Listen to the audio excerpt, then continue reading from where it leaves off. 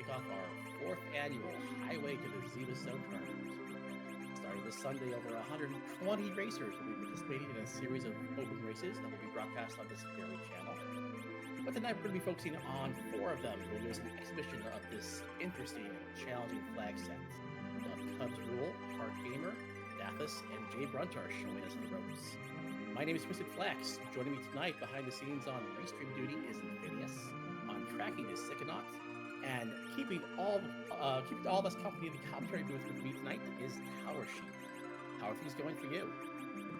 Things going well. I'm really excited to see tonight's race. I haven't been following too much of the league flag set, but for those who also haven't seen it, it's going to be fun because these are the flags we'll be seeing over the upcoming weeks, possibly months, with the Zemus Zone 4 coming up. Absolutely. This is going to be a very interesting flag set because this is not going to be a case in previous tournaments where we had 2 different flag sets for the early times and the late times. We are jumping straight into it with both feet with a relatively difficult flag set that we're all going to have to get used to. We're going to talk about the flags as we go along. The first thing we want to mention is that we are using the new C Hero flag. So Sid tonight is going to be our hero. Would you like to explain what that means? So the hero, you cannot find any duplicates in the world, which means that, especially with the no dupes flag, they don't have to worry about running into a second Sid. But he is also your agility anchor. So, you know, we switch around characters sometimes to manipulate the agility to make boss fights either a little easier or a little slower, especially important during the Z fight. So this is going to be a relatively good anchor to have based on the items they find. Absolutely. Even in the regular game, Sid's a very, very good choice for anchor because he is naturally slow. You find a cursed ring or you find a dwarf axe, you throw that on him, he can be a very good anchor all the way up to Zemus. Looking at our objectives tonight, we have 3 standard objectives. We have defeat Wyvern, complete Cave Bahamut, and have Coco forge the sword. We'll also have 2 random objectives. Tonight we've got to find D-Mist, not only for the free item, but also for that 4th objective. And we've got to find the magnet key to drop into the well. This has the potential to be a very fast seed, since you only need 4 of these 5 objectives to get the crystal. Indeed, and if they find that magnet key, they're also one step closer to forging it. So this is looking like it could be fast, but I have an odd feeling that D-Mist and that key are going to be hiding somewhere a little sneaky tonight. Yes, you always worry about having to go through the hook route, even the best of times, but if you find that hook and it's your way underground, that could mean the magnet key could be anywhere. One place it couldn't be, of course, is on the summon bosses, because case summon is turned off for this flag set. It's either going to be in one of the regular key item locations or on the moon. That is true. So it's not, nobody hopefully has to go to Fame March, because everyone loves fighting the bosses there.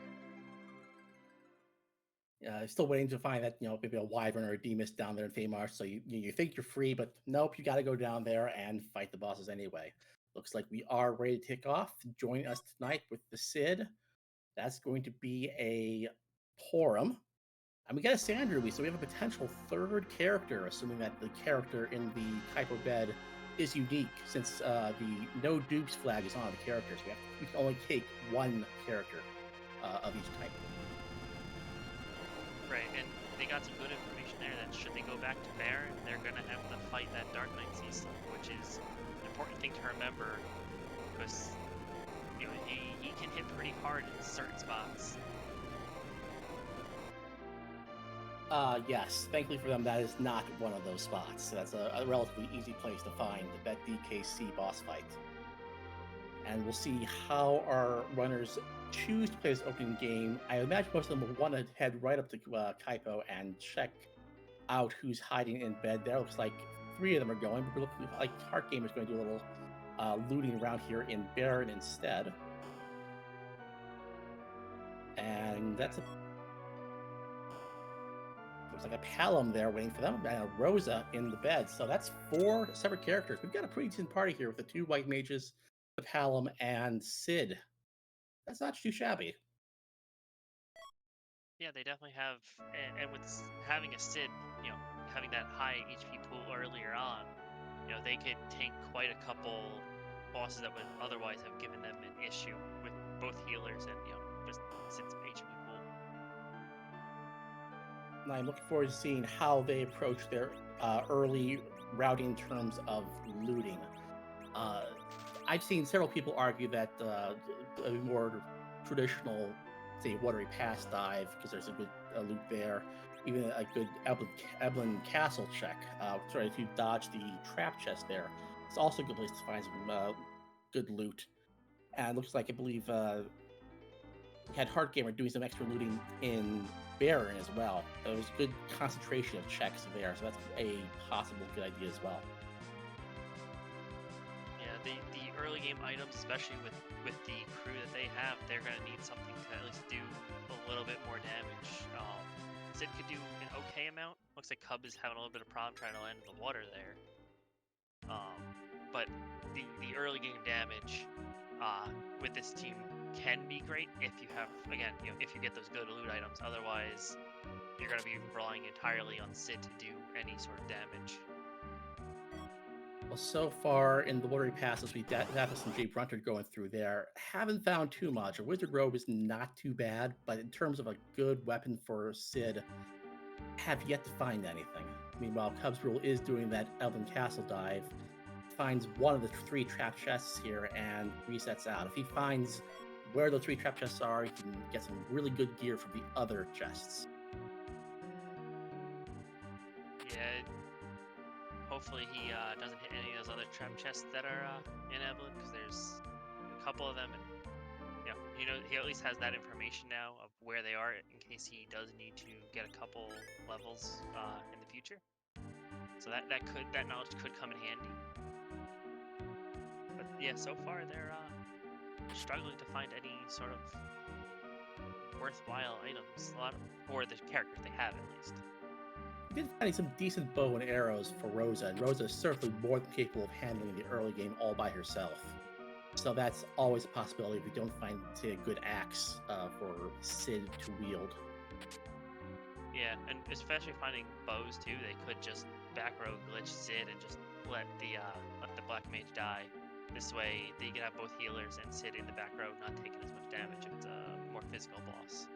So that we may end up having to see that if it comes to that.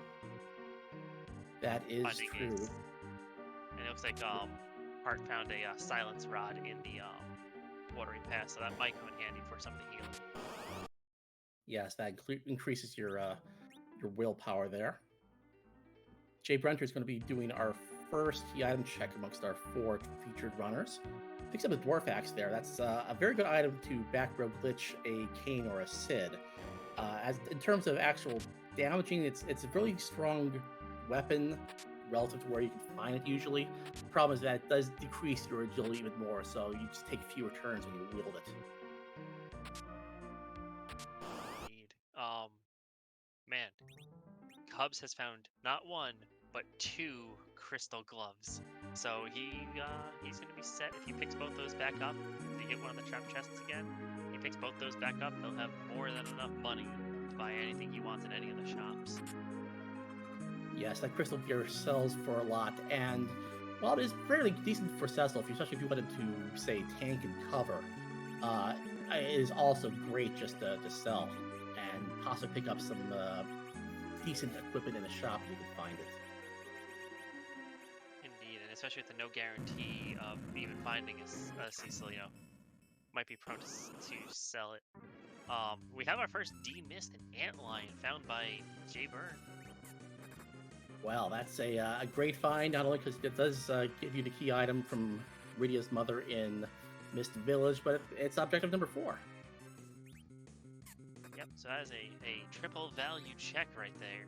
That's I think they're loving this right now. Well, at least Jay Byrne is. Dathis has found a duplicate Porum up here on Mount Hobbs, and found the Baigan fight as well. Is opting to take it, probably just looking for a little extra experience to get the seed started, because you won't be able to get the character because it is duplicate. Right. And it looks like Jay Byrne has gotten the tower key out of the antlion. Key check. and is gonna have to unfortunately walk his way all the way back out that cave because he has nobody who currently knows exit.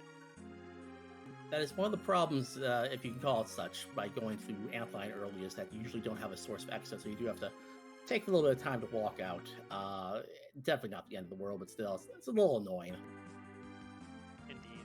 Looks like Cubs is also following that same route of opting to take that fight against the Baconator over there up on Mount Hobbs. And in Mist Cave, Heart Gamer found CPU and just decided to reset out, which, not really much value there for a rather annoying fight. No. We also did take a quick peek in the waterfall. I didn't catch the boss, but I didn't think it was whoever it was wasn't very important. How about an early darkness crystal? I mean, sure, why not? Let's make sure they could get around. Give them that first D-miss, so now they have another objective at least available to them once they get some levels. Because the Cave Bahama is one of the objectives they have to do, but it's going to be a little while before they can do it. Right, unless it's one of those free bosses. I think the only free boss you can take at this point would be King Queen Evelyn. I think even something as simple as Water Hag is beyond them right now. But if you wanted to go up there, see who the character is, and maybe do a little shopping up there in the gated shop, that is currently open to you. Indeed, and we have Heart Gamer finding another dupe and deciding to take the Baron infight, which the first phase is the guards, who go down as expected insanely quickly. I think those were those mute arrows up and running. I don't think that's a dupe. I think that's actually the Palom, not the Porum, so it will be the fourth character. Oh, you are right. I thought that Heart Gamer already had the Porum. I think this is going to be a very close run fight here. Sid obviously has a lot of HP. He can take a couple good hits here.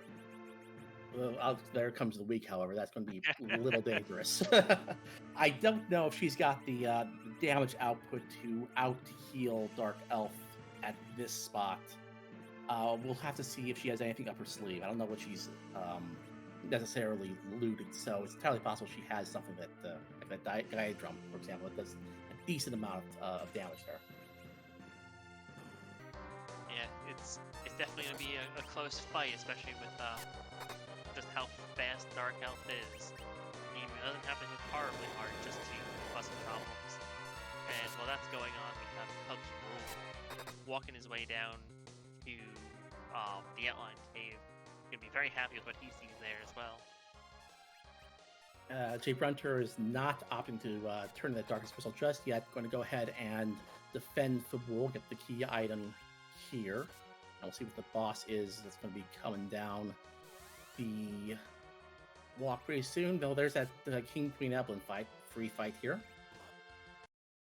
And that's good information because now they know that they're definitely gonna have at least someone they have to try against in that Cave Bahama. So it's not even worth checking at this point because they won't be able to overcome that.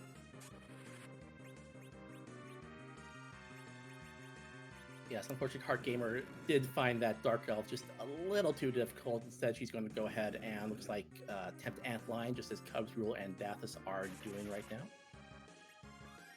Yep, and it looks like she's also just poking around, picking up some items. Probably also hoping for that. And Dathis and Cubs Rule finish almost in tandem.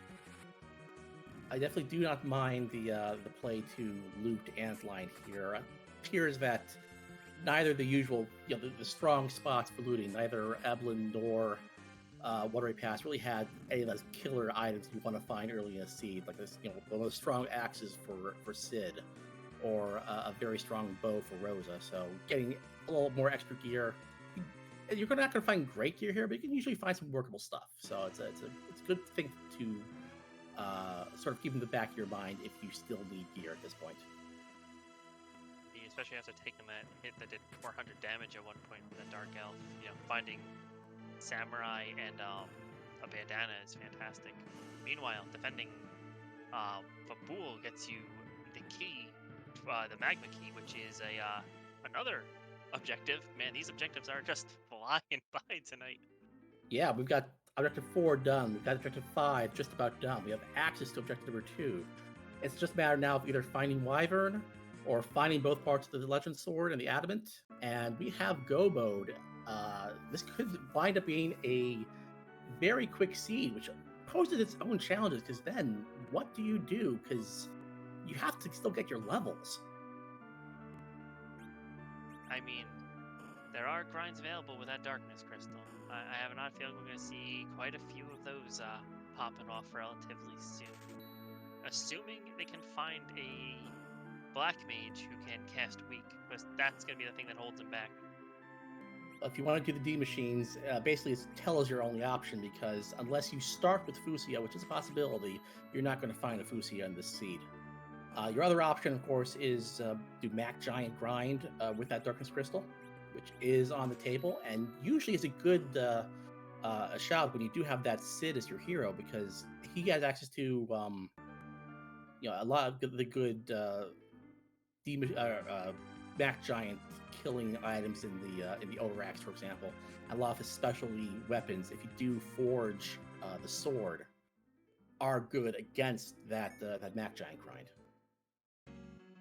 That is also true. So it's gonna be very interesting to see who grinds and where everyone's gonna end up grinding. Cubs Rule opting to take the CPU fight in the Mist Main. At this spot, it's essentially free. You don't have much in the way of hit points, and if you just want a little bit of hit points or level of experience points, just to get yourself into level 2 to get a important spell that's you're right about to get, it's not a bad fight. Yeah, there definitely are rougher fights you could take with some experience. Art Gamer, the last one to take down her Zemus. So now all runners have completed objective 4, and Dathis is saying, you know what, I'm gonna go see who's on the moon and see what's up there. Maybe something good. I do find it interesting that Jay Brunter is opting to climb ordeals at this point. He does have access to the underground, and he has access to the moon, opting not to check either of those places, instead going to ordeals. He's got 3 fights, and he's got the characters who can probably get through these fights pretty easily, but he doesn't have access to a Cecil yet, which would really incentivize me to do this at this point, because it is a little bit of a time sink for potentially only 1 key item.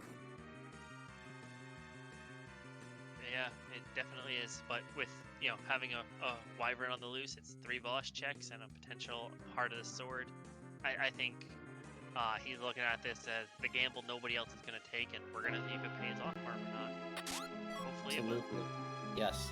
Dathis is going to take a peek into Cave Bahamut, do a little bit of looting on the way as well. You got some decent chances of finding some good loot up here, since it is gated behind the Darkness Crystal, and there aren't any enemies you have to deal with in those chests. So it's diamond armor, things like that aren't going to be terrible. And the wizard armor in the other one definitely gonna help once he goes back. And we got some sort of a lunar boss. That's a very interesting sparkle. If that's a Wyvern, then apparently Infidious had somewhere to be when he rolled this seed. Ooh, that was a pale dip. That's definitely good knowledge to have. You'll know exactly what you need and what kind of levels you'll need as well in order to get through that location. Yeah, and it's he didn't find any armor that was gonna make or break his game, so he figured I could always pick that up later. Right, especially if you find that pale dip, you're looking for that Dragoon armor that really cuts down on the damage that enemy can do to you. And Jayburn suffering everyone's biggest fear, a 2-stage boss fight on ordeals. Okay, yep, nope. Well, in Phineas, where do you have to be? You could take it a little slower. We'd actually like to enjoy the race for more than 5 minutes. So yeah, this now becomes a question of how fast can you grind, because you're going to need to do some grinding obviously to beat that Pildim in Bahamut.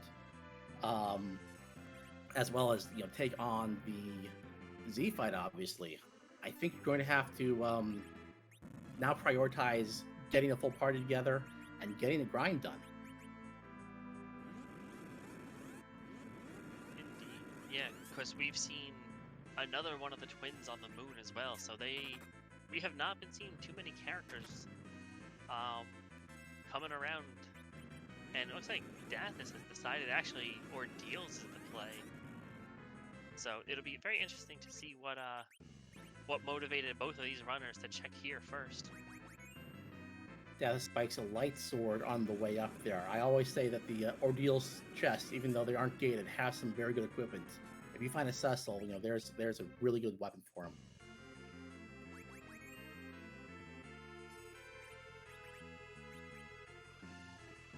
Alright, and we have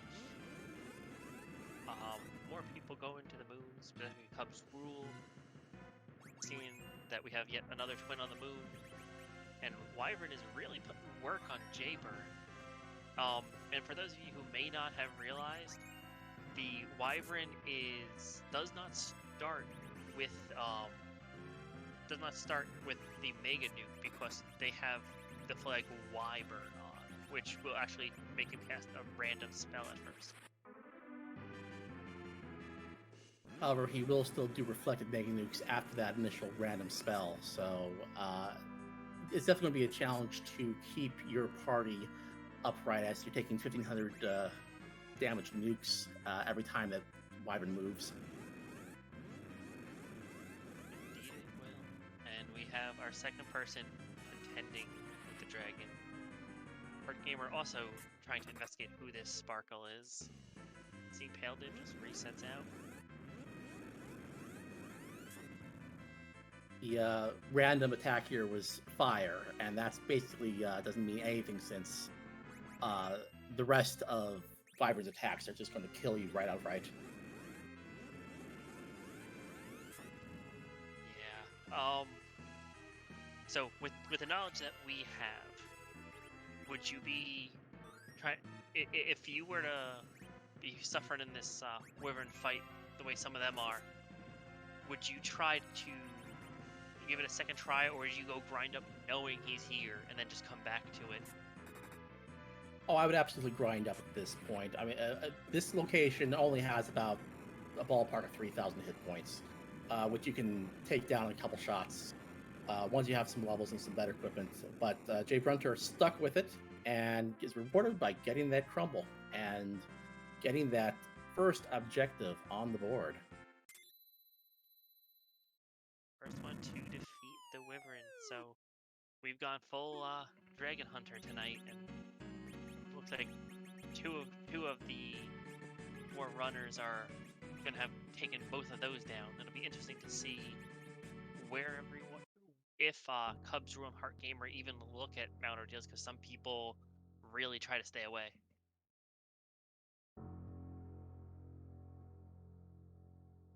Now, one of the quirks of Sea Heroes that your hero is going to have to fight this mirror room fight by themselves. Usually not a big deal because it is a pretty weak boss spot, but it always has the potential to throw up a couple of dangerous possibilities.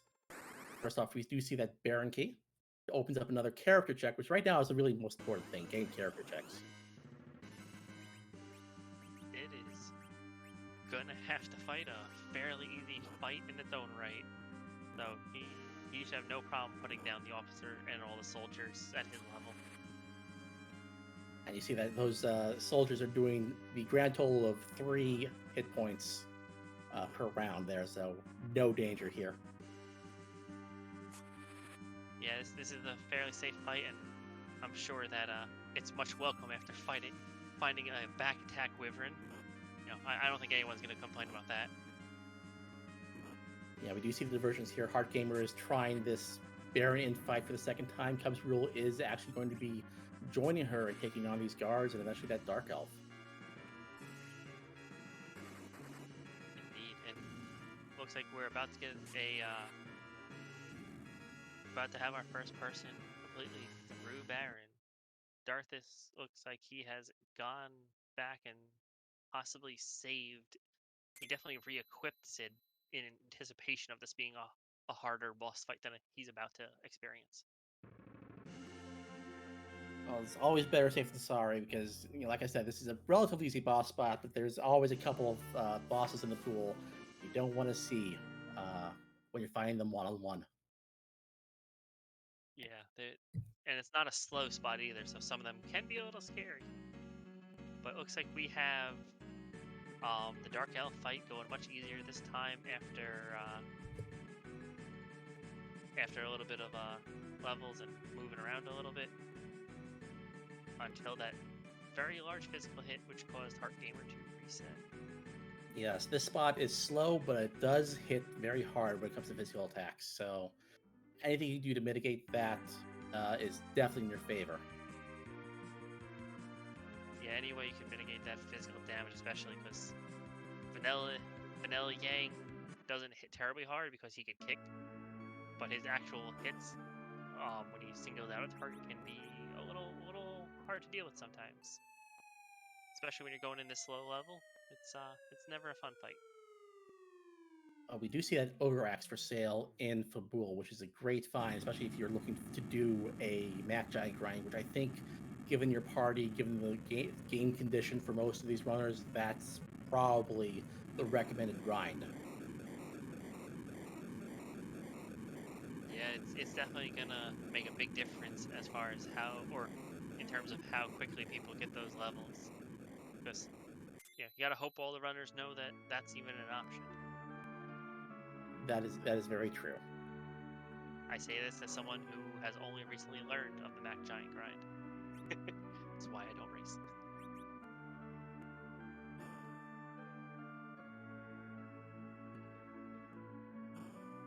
And we have that King Queen Eblon fight for Heart Gamer, who is also probably about to be happy with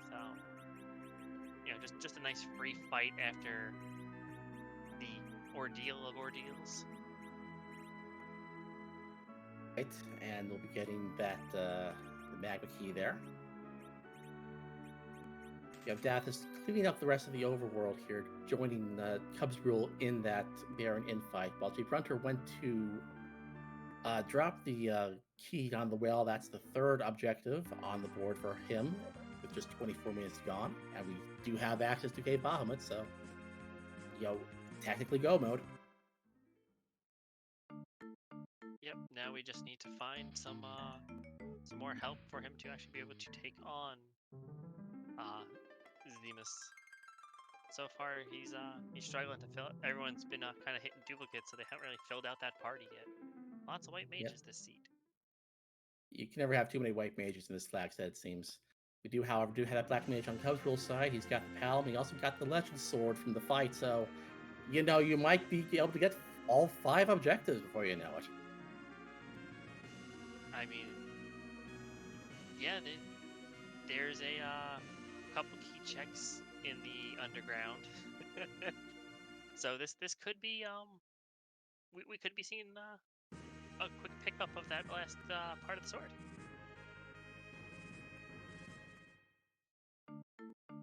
Thinking about that would be a really nice pickup for the runners, because one thing that you can definitely say is not in Sid's favor is that he really doesn't have a very strong selection of endgame weapons. Usually it's those top tier axes, the rune axe maybe. But be able to forge the sword and get not a sword, but either one of those really strong hammers or one of those really strong axes really increases the amount of damage you can do in the final fight.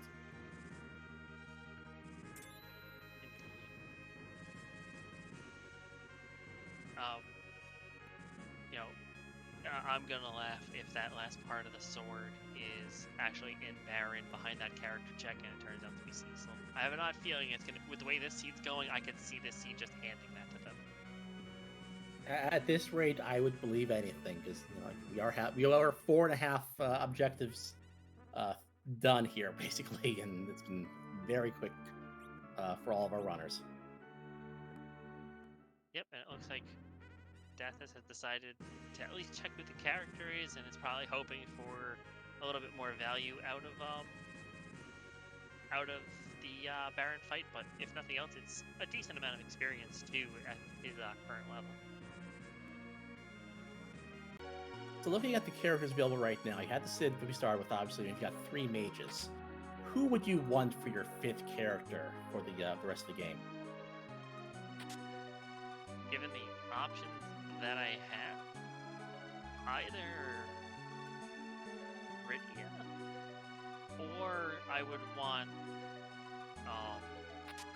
yeah, probably just Rydia would be, just more reflected magic at this point, since I can't have Moo, and there's really no need for a mop since he can't be an anchor. What about you? I mean, if you want to go full reflect strats, and that's certainly a possibility in this situation.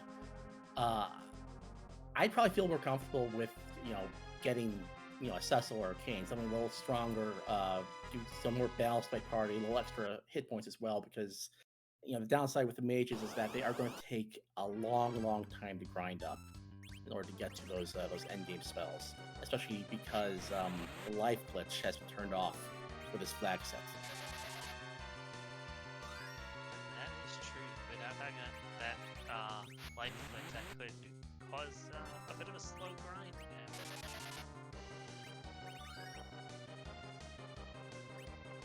You see that the Dark Knight just hanging out in Baron, not really doing too much damage, and hopefully he should just go away all of his own free will now.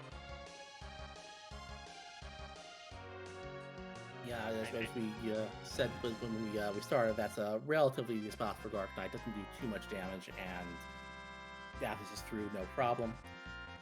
We have Heart Gamer doing a very interesting play here. She went down to the underground and is doing the tower cannon room with that tower key.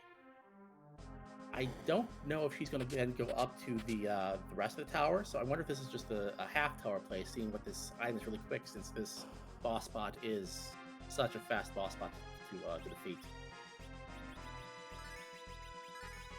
Very technical, holding down the A button.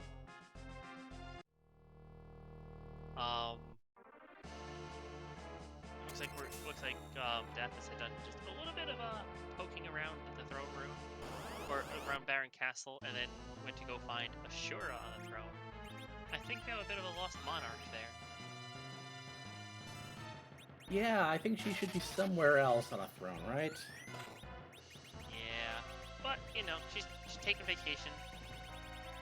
Is Royalty Swap one of the new Lifetime series now? It might be. I see that we had someone look at the dwarfs down there, but I did not see what his job was, if it was even checked. I missed it as well, unfortunately. Yeah, we do have Heart Gamer doing that half tower play, which is a really interesting play. It could pay off very strong if she gets, say, the Adamant right now. We do have Jay Brenter going down to... Oh. I called it. I'm sorry. You did? That's basically everything you need. That is all 5 objectives taken care of. What do you think the chances are, though, of her going back to that Baron fight? Since she's lost it twice, she may not be inclined to go back. I think give her a little more time, a little more experience on the characters, maybe a better weapon as well. I think it's one of the easier spots available at this moment, so I definitely think that's going to be in her future. Yeah, especially knowing that there's that, like you said, that character, I think, is what's going to draw people to check there. And at this point, it is really a question of get a party together and get your levels. I mean, there's really no excuse otherwise. Right. She also, it seems, has not been to Mount Ordeal, so she may not know or even think to check up there for Wyvern. So it's going to be interesting to see, other than these chests that she's looting, which scares me, because I'm always scared of the Feymarch trap chests with all those trap tiles laying around.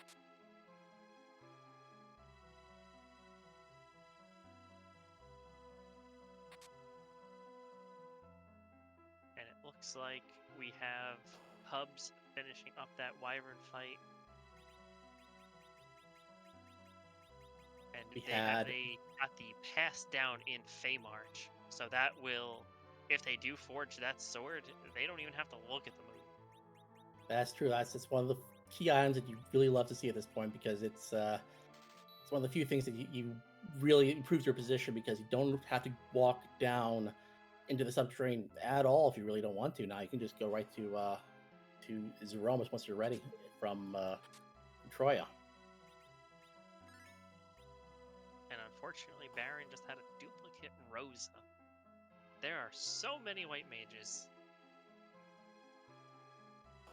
This is really highlighting one of the more interesting and more challenging aspects of this flag set, because the character selection, you have 8 distinct characters. 4 of the characters are not going to be available on the seed. One of those 4 being Fusia, of course. Also, the seed maybe flag is on, so you're not even guaranteed to see all 8 of them. So you could be very well limited to only 6 or 7, or goodness, maybe only 5. So finding a optimal party is very, very difficult in this flag set. It's really one of the challenges that occurs when you're trying to run this flag set. But with that hook, you have another opportunity to get a character.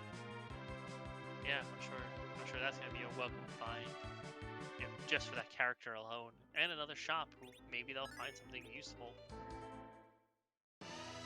For the record, we saw Dolls and Bahamut down here in the Feymarch.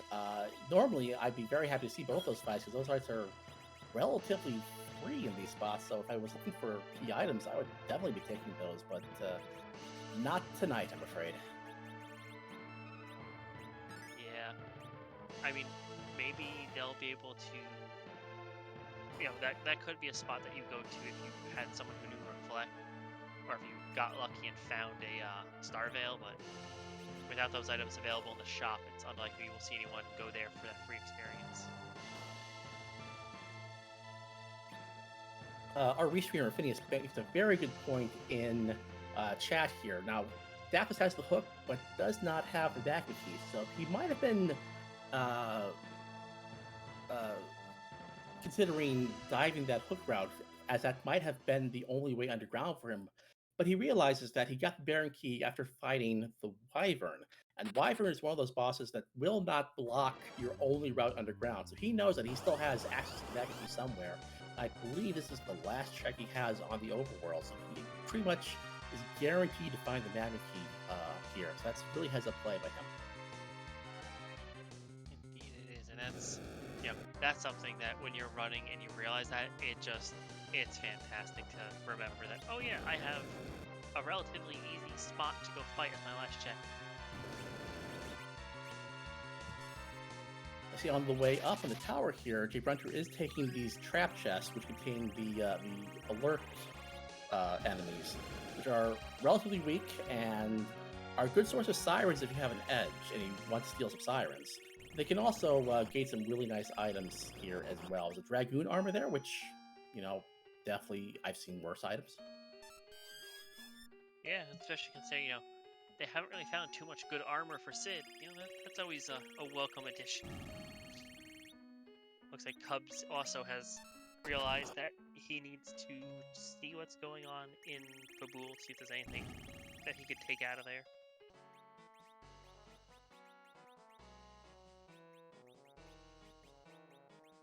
Art Gamer doing some shopping here in Dwarf. I saw she also picked up an Ogre Axe as well. So that's another nice item for Sid to wield. And another pickup of the Magma Key, this time for Dapus.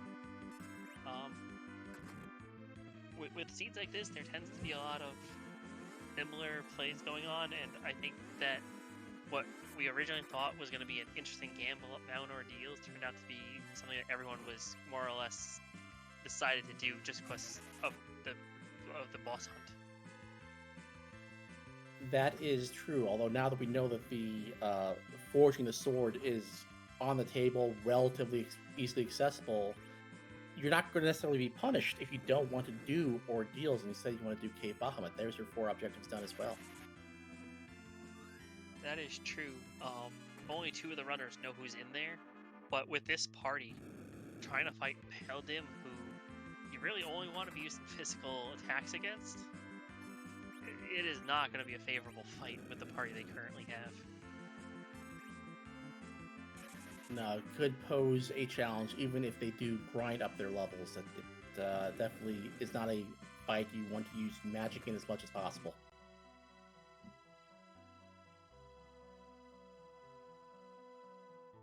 And it looks like we have Death is checking that hook to see who he finds.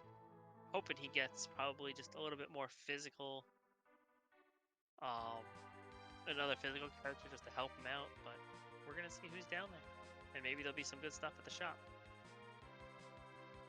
Jay Brunn actually going to the tower as well, deciding that there's probably value in there.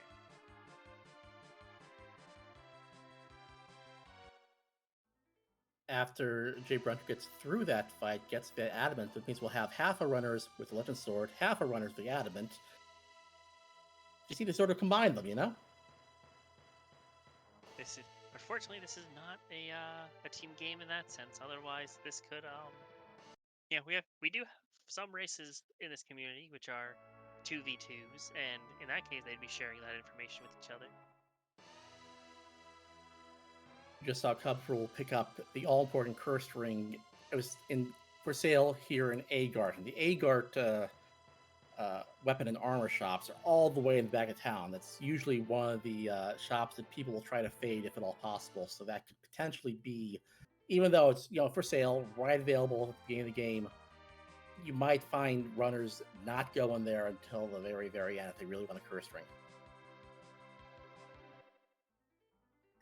Yeah, I've had very little success going to those shops. Usually, I just get basic armor and weapons. I'm team Fade Agart. People always talk about the Kaipo NPCs getting your way. They have nothing on the Agart NPCs, in my opinion. They will always just walk right where you need to go and just block your way. Yep, and they team up on it too. It's never just the one. And it looks like we have Cubs going up Fey March. He's gonna get a pass, be very happy with that. And another twin in the underground. I'm sensing that Infidious wanted us to think this was a Jet Seed, but just won't give us an extra character to round out this team.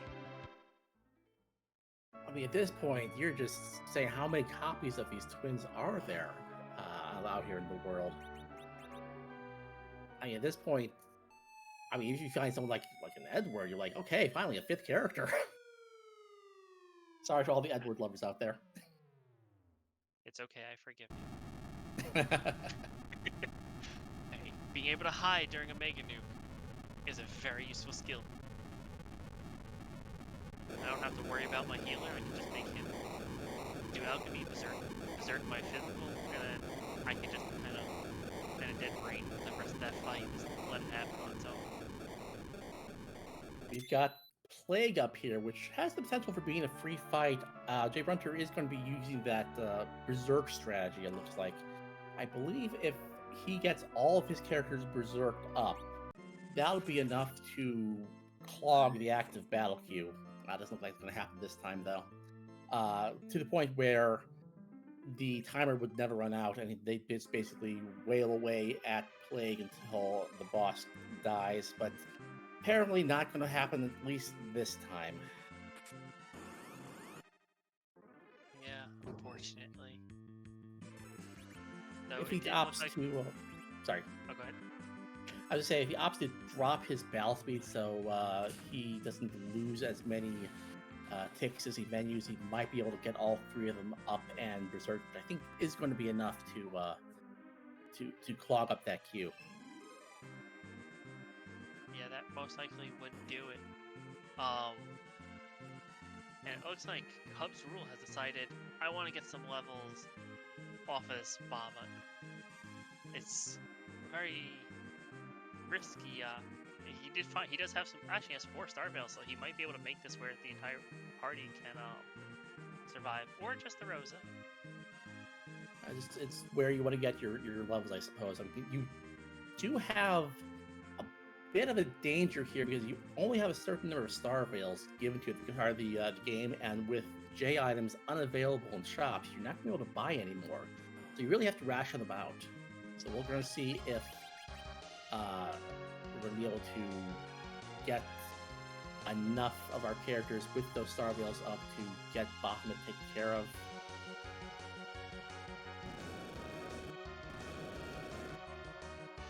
Looks like he really wants the Paladin to get that big boost of experience, but I don't know that the rest of his characters are far enough away to give him that boost.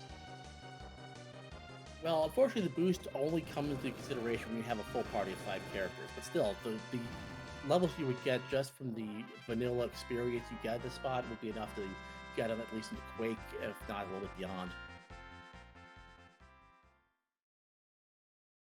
He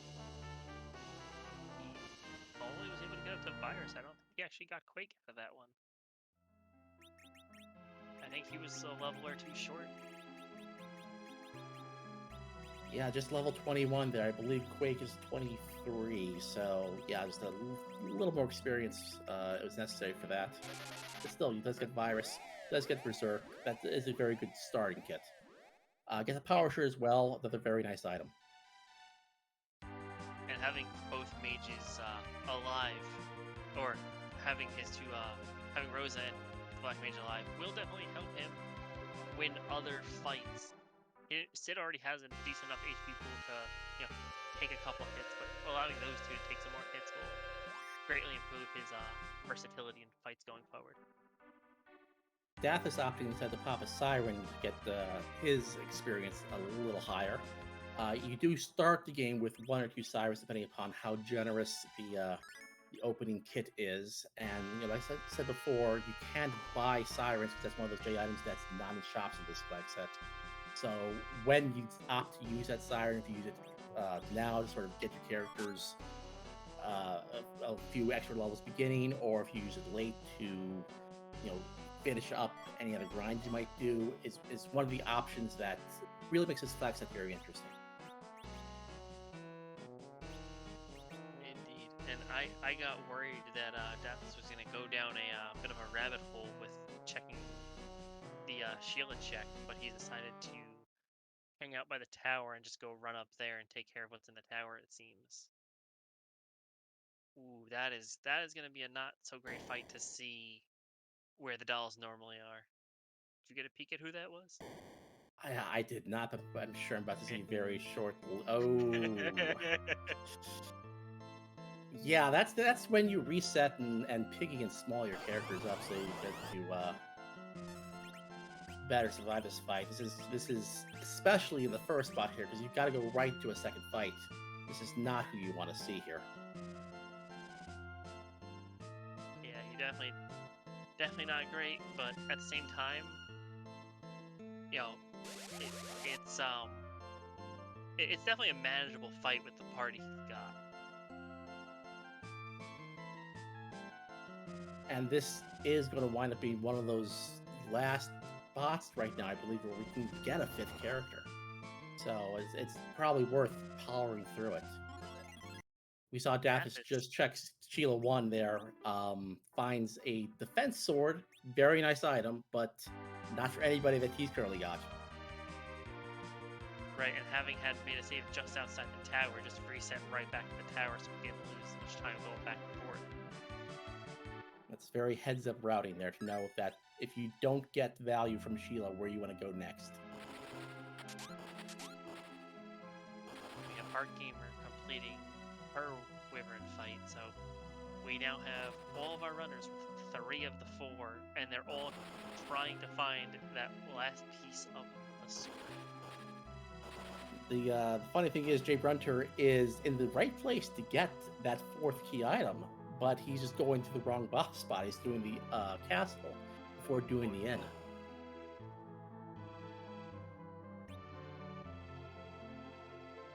it looks like Hub's also gonna go check what Sheila has, hoping that she's got some good news for him.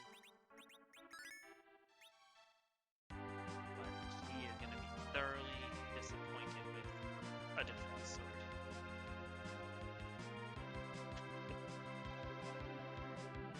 So the question now becomes, how desperate are you to find that fifth character?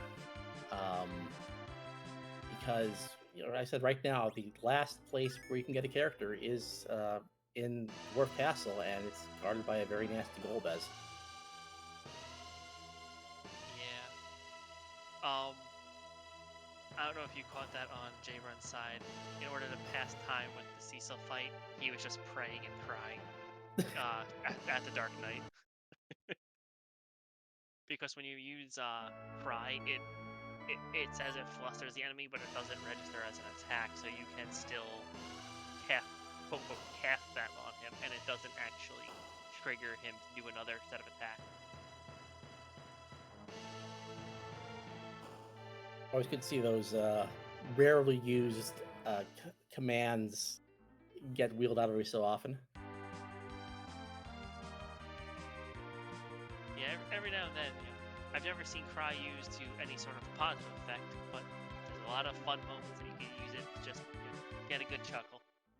The only time I ever see it used is that it does make stealing easier with Edge. So if you want to steal some Sirens and you've got a Edge and you've got a Porum, use that cry and usually save yourself a little bit of time on the sneaking. That is true. Looks like we have Deathis trying to get a couple more levels. Heart Gamer is just finished up her Mount Ordeals, and Cubs Rule is doing some shopping.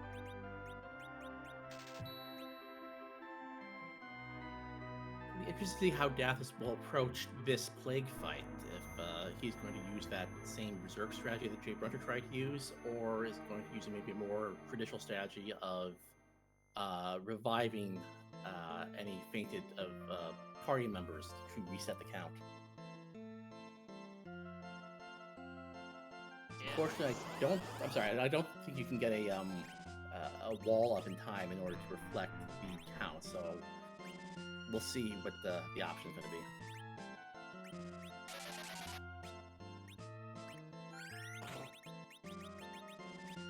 Looks like he is seeing if he has anything. I guess he could use against Plague. That would be a little bit better. Deciding to go with the Berserk strat, looks like.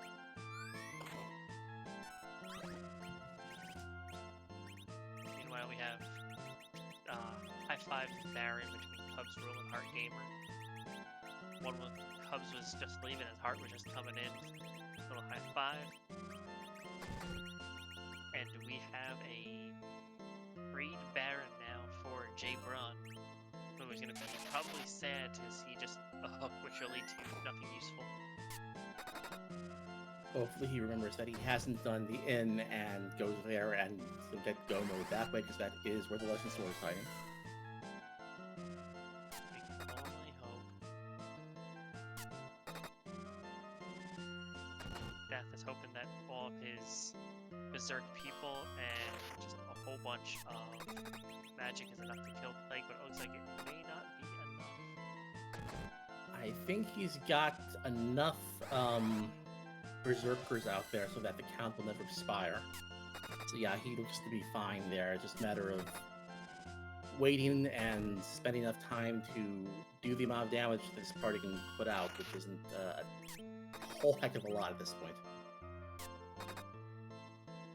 Right.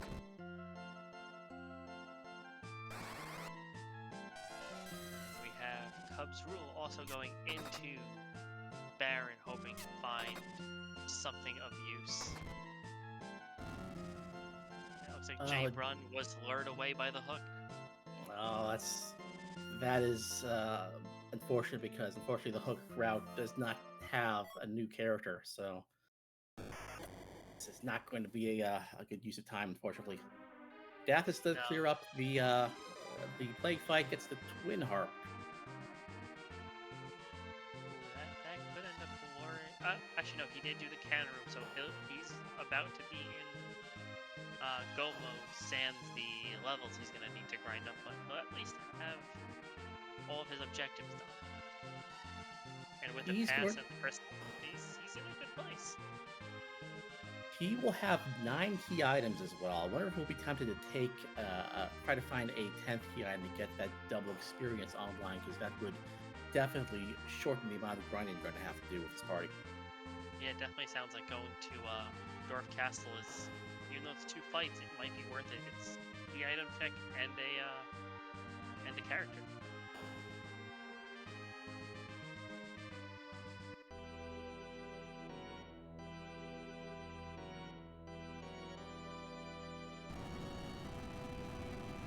Well, let's see if he gets anything else that is. Hopefully he finds us another character. Heart Gamer still actually only has 3 in her party. Yes, she hasn't completed the inn yet, although I think at this levels she probably has the what she needs to do it. But like I said, hopefully she will, because that will give her go mode as well. And we're all so very close to it. Daphis did get the adamant. Going to go ahead and turn it in and see what our specially made item for Sid will be tonight.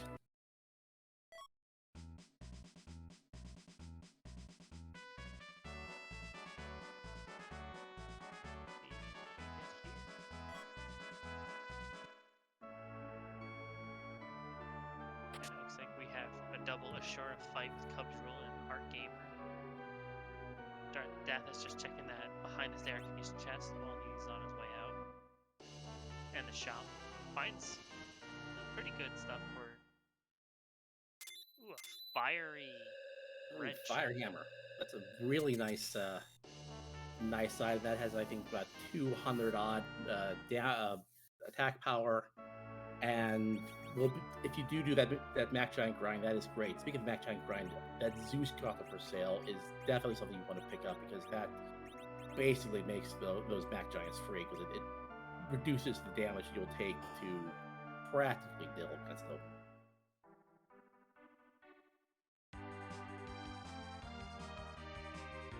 That is true.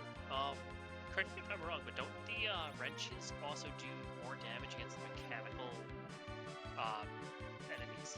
Or is that the hammers? Yes, they do. And it looks like he's debating going into Dwarf Castle, especially with his new, Smasher. With his new Smasher, he might think, maybe there's another character here I can take. I think at this point, yeah, getting that 5th character is the highest priority. At this point, whoever you find, you're going to find some use for. Yeah. Even if it's an Edward. Unfortunately, I may like him, but I just don't think he's got much use in this party.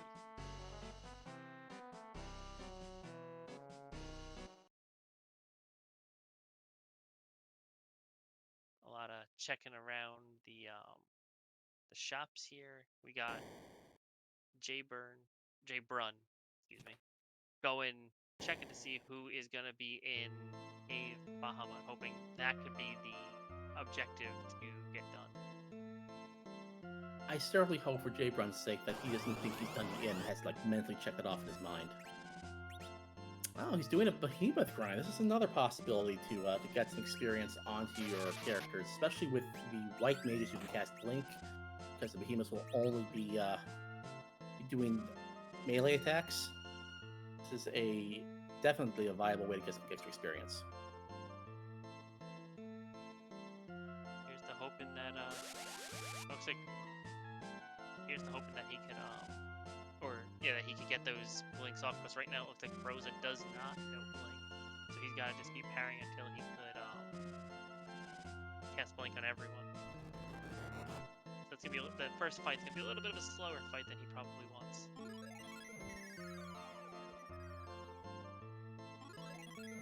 Cubs roll through the Asura fight, gets the hook, and along with Heart Gamer, they're going to go ahead and check out what's available in Evelyn Cave, and unfortunately be disappointed with what they find. And as we were saying earlier, the one of the draws to even attempting the inn was that character, which they're now getting the hook route, so they may be even less incentivized to go check that in and go and think that it's something else more valuable is around.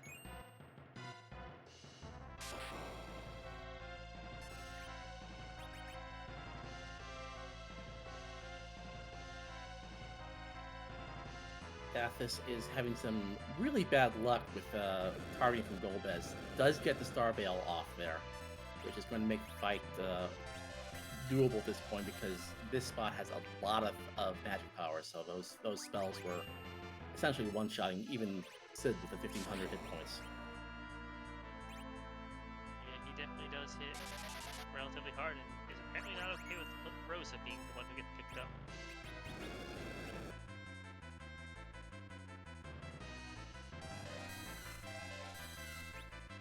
I think that's about the third time that Dathis has brought someone back to life and had Golbez immediately swap them back down with a spell. So just not getting the luck there. Yeah, Golbez has spoken. Only Zoe may live.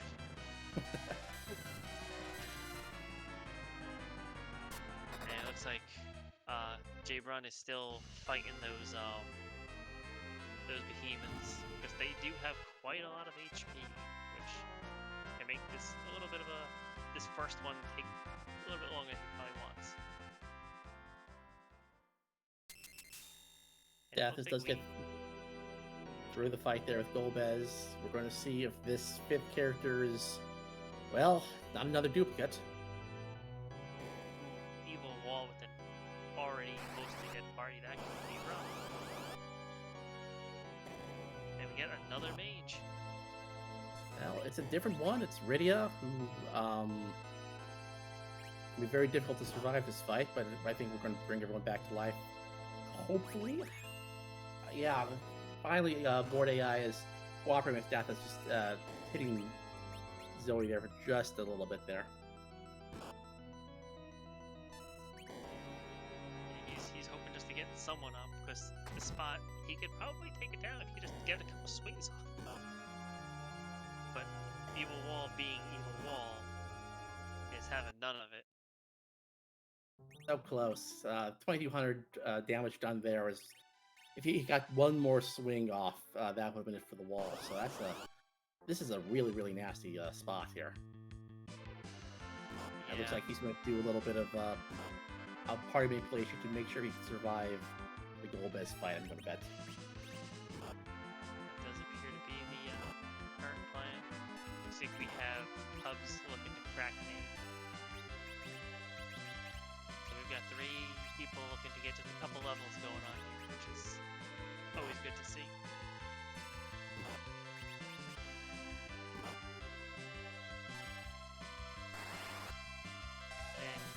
And while all this has been going on, we actually have had our first person who finished the race. FF4FE has finished first place with a official time of 57 minutes and 39 seconds. GG to Possum. Does not surprise me at all to see him finish first. And just looking at how this was all set up, if you pick the right way to go and you pick the right places to check, it was definitely on the table for this to be a jet seed. Well played for him. Indeed. GG's to him, and an impressive sub-hour finish.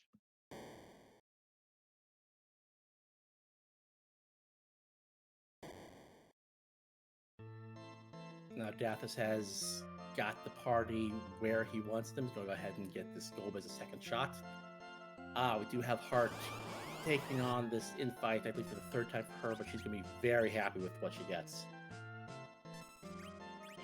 Yeah, she will definitely be very pleased when she realizes that she's in go mode, having pass. Interesting to see if she also looks for another character, if she just gives up on that. Right now, I think the only place that you can even get another character is that Golbez fight. I mean, technically, you could do the giant if you really wanted to take those 2 really, really nasty boss fights on. You can get a character that way. I wouldn't recommend it, but it's there. That is true. You could do that if you really don't like playing the game. But yeah, especially knowing that someone's already finished, I bet you we're gonna see some people just go with 4.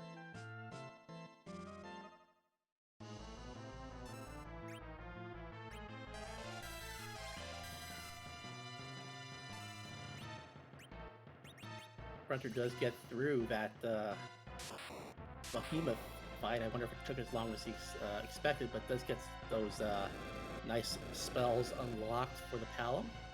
And going to be Eckstein, and hopefully using that extra power to get through what he needs to get to complete the seed. Yeah, the Cubs is also trying the ever so fun Golbez fight, having cracked an egg, but he's doing it without the benefit of the fire hammer. So we're gonna see how well his luck rolls from him.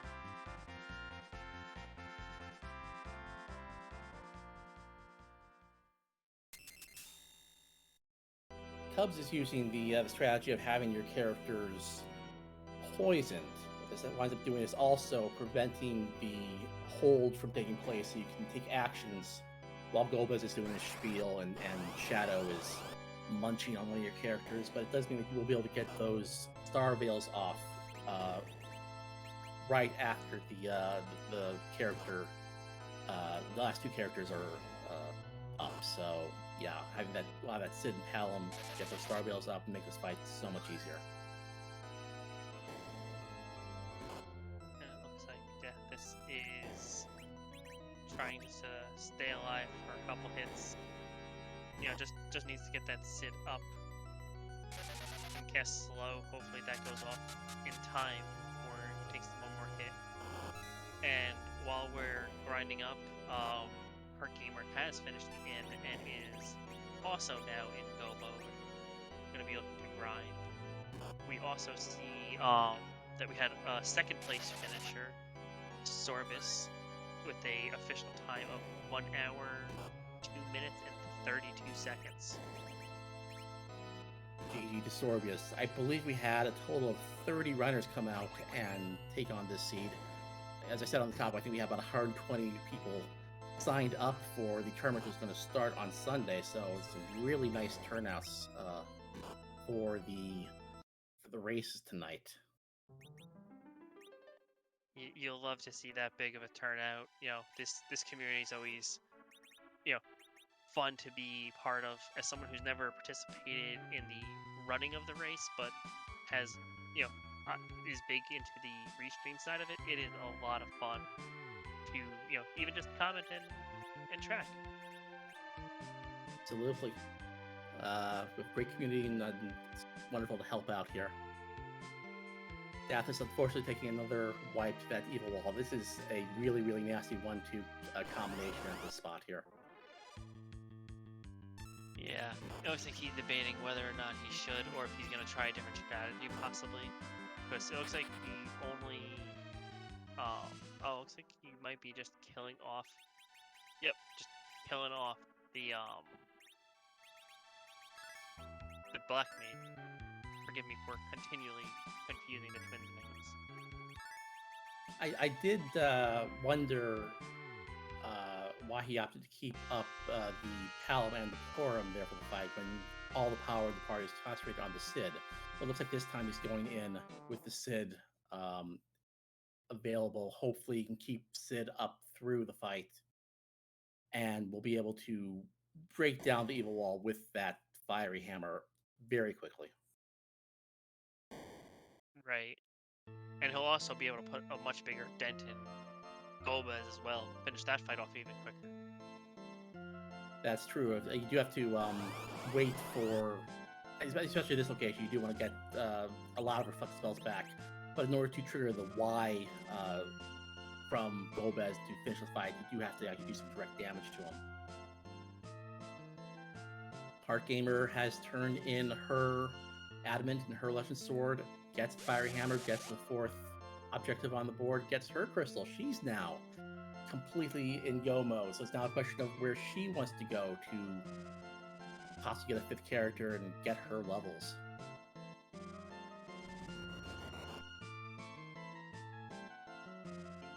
It looks like she's going to the tower, maybe just looking for key items, because she's almost got 10, so maybe she's just looking to count those key items up so she can make that grind take a little bit less time. That is true. She's on 9 as well, I believe. And we do know the Twin Harp is at the top here. So if she does get through the Plague fight, she'll have that magic number of 10 key items. She'll be able to get double experience from here on out, which, at this point, that's basically what all you need is experience. Right. It looks like she has 8 if I'm not mistaken, because she doesn't have the Twin Harp, and the pass does not count towards that total of key items.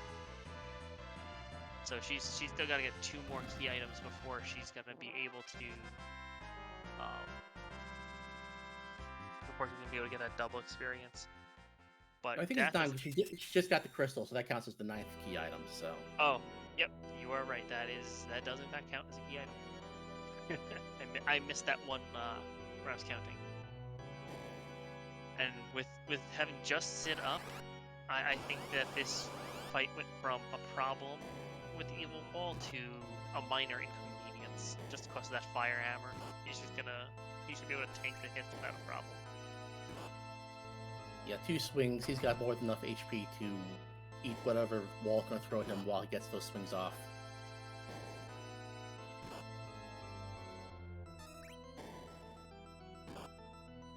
Well, I hope he does. This is getting scary.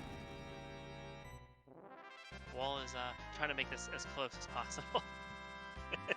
Bringing it right down to the wire there. Just gets through there. Yeah, that gets your heart going. You don't want to have to wipe 3 times here, I must tell you. Yeah. Because then you gotta watch Golbez dance around again, and nobody wants to see that. And it looks like we have our first person with 5 characters and potentially 10 key items, so just grind and go.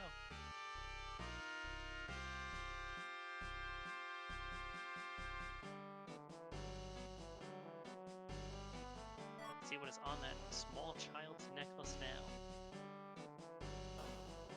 The Earth Crystal, which even if that wasn't a character, at least that would open up 2 more characters if you were desperate for a 5th member. Yeah, absolutely. That would have been really nice to find about half an hour ago when we were really, really desperate for characters. But at this point, I gotta believe you're probably satisfied with the party as it stands. It's just a matter of getting get these mages up and running, get them active, get them do their high level spells, and just reflect those spells off to Z. Yeah, I'm surprised not checking the armory. Oh, that looks like I may have spoke too soon. Nope, not checking the armory. No, this looks like with the lack of items we've been seeing, especially having 4 mages, would have expected. I would have personally checked that just to see if I can find something more useful for them, and maybe a cursed ring, because only one of our runners has that. Yeah, absolutely. That is the question. There is, if you don't have the cursed ring, how is your anchoring going to be for the Z fight? It could be a little touch and go. Do you want to explain the anchoring for the Z fight? Because it's a little bit technical that some people may not know. That's right. The way it works is that basically you want to have your anchor, which in this case is going to be Sid because it's the Sea Hero flag. Sid is always going to be your anchor. To be as slow as possible, or have an agility as close to or slightly over 28. Either one is going to, if you have a character as slow as possible, it's going to make all your other characters as fast as possible, so you'll be getting lots of turns. If your agility is exactly 28 on your anchor, it's going to make Zeromus slow down to what's called relative agility 2, where it takes 2 ticks to move between his actions instead of just 1, which basically means he's going to move twice as slow, which is going to give you enough time to get all of your actions done as well. Those are really the 2 ideal situations for your anchor to have in terms of their agility. If you don't have them, then chances are the Z fight is going to be very, very fast, and you're going to have a lot more difficult time healing up and doing enough damage. Yeah, when you don't properly anchor those fights, Zemus decides that he is a bullet train with somewhere to be.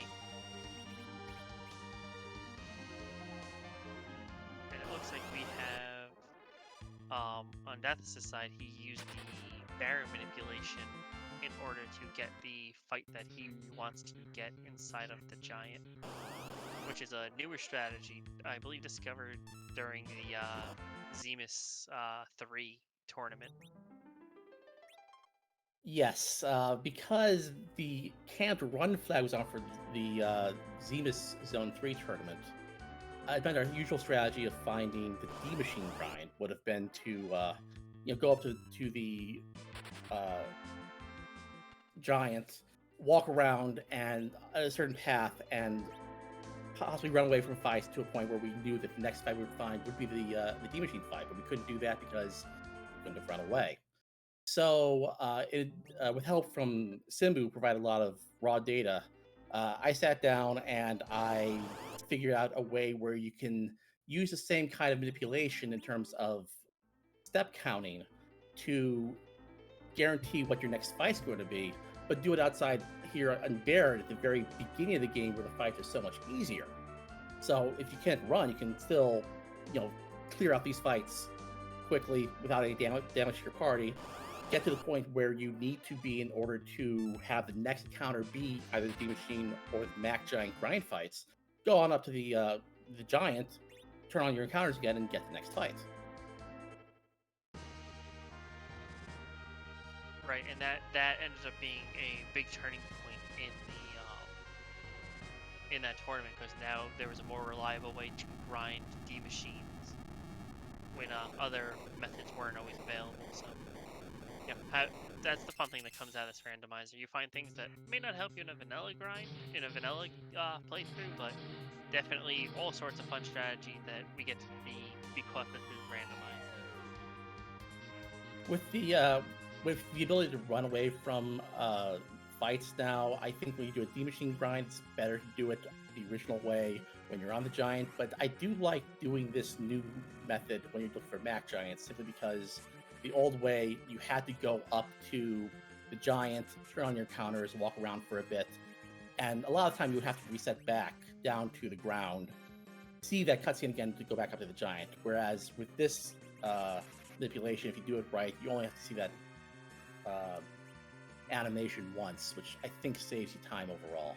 It does look like Dathis has found the right fight here. He's got the single searcher, which will summon these Mac Giants as long as you keep killing them and hitting that searcher again.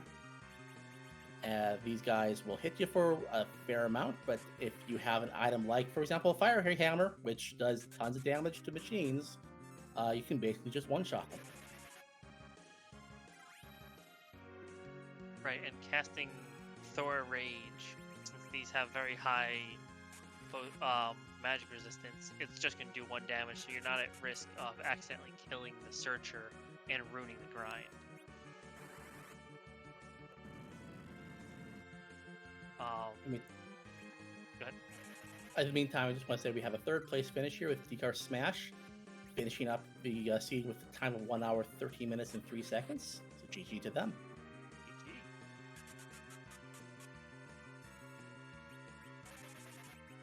Looks like Jay Brun has decided that just gonna physical down the Pale Dim, which isn't necessarily a bad thing. Cast Blink and just have everyone just swing away. It's gonna take some time because of the location of the HP pool there, but it's definitely a doable fight. Instead of fighting and hoping to find the right item, it's a good idea. That's true. He did do the Behemoth fights here, which gives you a nice chunk of experience each time you do that, and it's got to the point where he feels like he can take on this Pale Dim. And I think it's just going to take a while because, he casts slow on your guys, which every time you fight.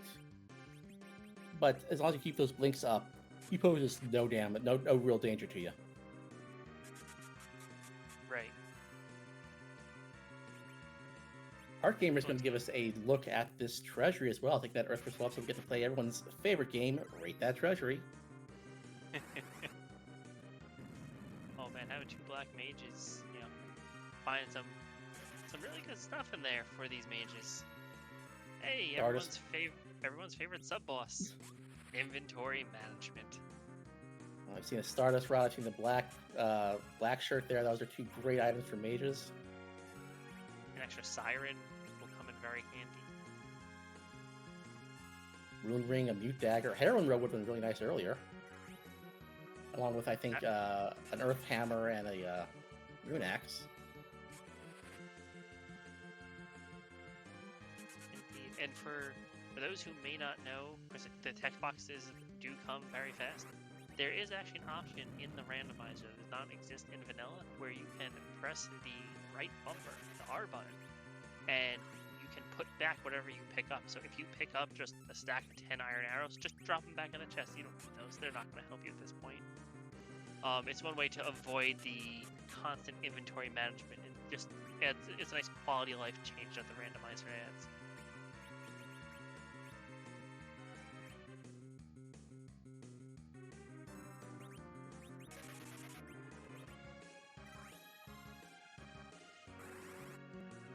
Right, and it looks like we are actually going to get some music from Cubs. I don't know if he knows he doesn't have to do this, or if he's just realizing that, you know, several people have finished the race at this point, so he just wants to be kind and give us some music. I wonder if he's looking for a way to get an extra character, because right now he is, I think, still only reckoning those 4 people. I don't know if he's gotten, don't think he got through the Dwarf Castle. But he also figures, hey, he's on Restream. You might as well give people what they want. Give us our randomized music. That's absolutely, I stand behind. I choose to believe he's the hero we deserve. Or we want, not the hero we deserve. And it looks like we have a 4th place finisher.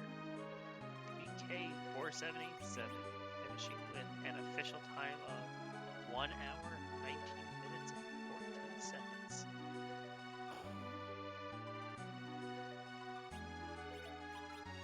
Jay Brun does chew his way through that Pale Dim fight. Very well done on his side. Gets the 4th objective lit up, number 2 objective.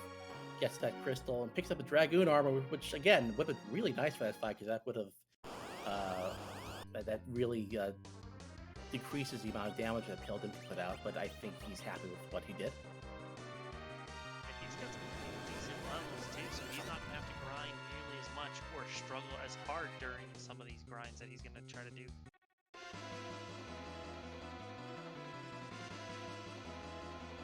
The only downside is having not done the Baron yet, he's not going to have the Super Hammer to make his Sid actually hurt things. That's true, but given the way the party is set up, even if it's just the 4 of them right now, it's 3 mages and the Sid. I don't think Sid's going to be the damage dealer extraordinaire that he needs to be for the Z fight. It's going to be mainly the reflected spells.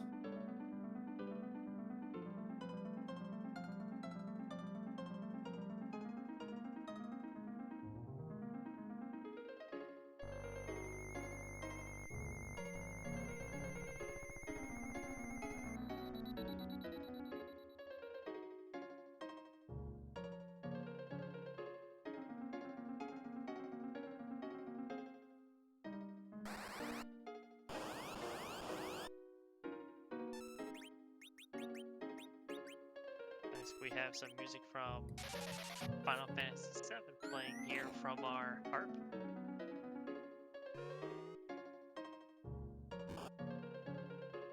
It's a very nice rendition. Sorry. The chat is saying that you can reflect the hammer's nuke. While that may be true, the issue that you're gonna have is that, or the issue I was mentioning for Heart Gamer is that he currently does not have that hammer. So, I'm sorry, not Heart Gamer. Jay Brun does not have that hammer to have the nuke reflected. So the Sid is just not going to be very. It's not going to be as powerful in the Z fight as he will be for everybody else.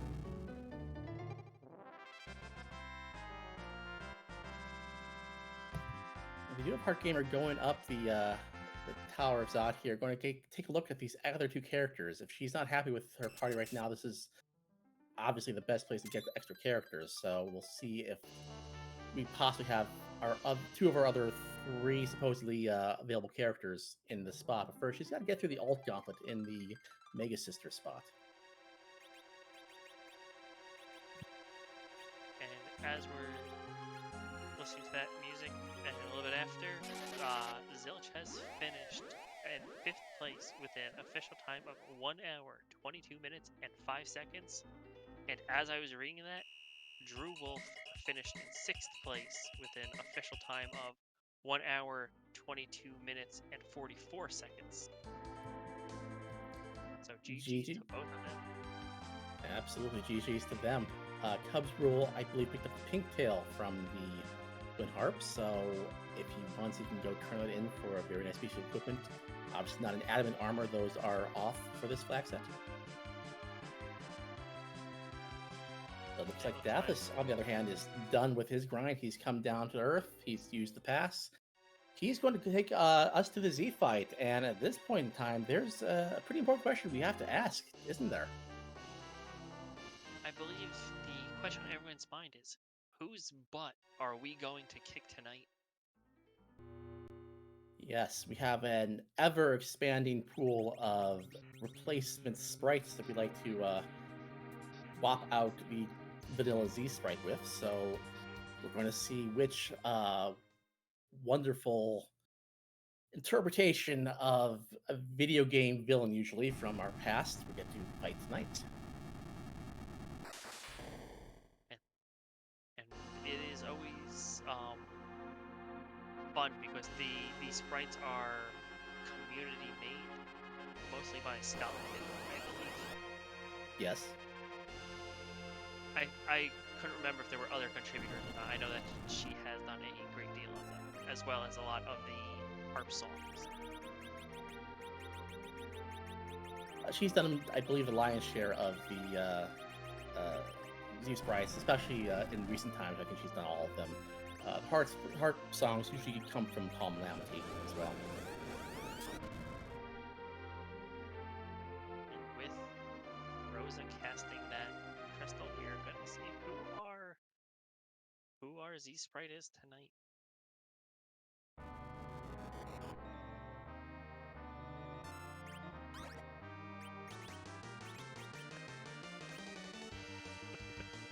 I'm going to need some context for this one. So that is Santimus. If I'm not mistaken, based on what he's wearing, that's off of a movie with a killer Santa, which is appropriate for Friday the 13th. Yes, but it's August the 13th. Right. Santa's decided he's taking the naughty list up tonight instead of the nice list. Yeah, well, I don't know what Santa's doing out in August, but Friday the 13th has him all sorts confused, apparently. Obviously, we do have that wall going up on the Sid, and we'll get those reflected spells out. Meanwhile, Heartgamer, one of those two characters on Tower of Zoth was new. It's an Edge, which she is very happy to take.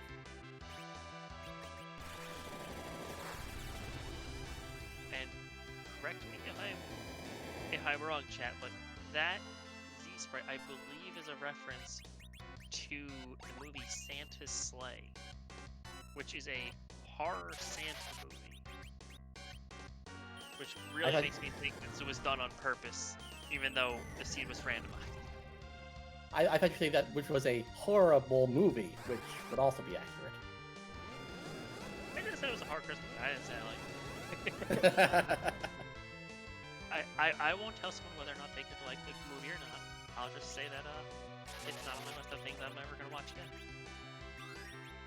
And it looks like we have Cubs Rule going to the moon potentially to get a bit of a grind on.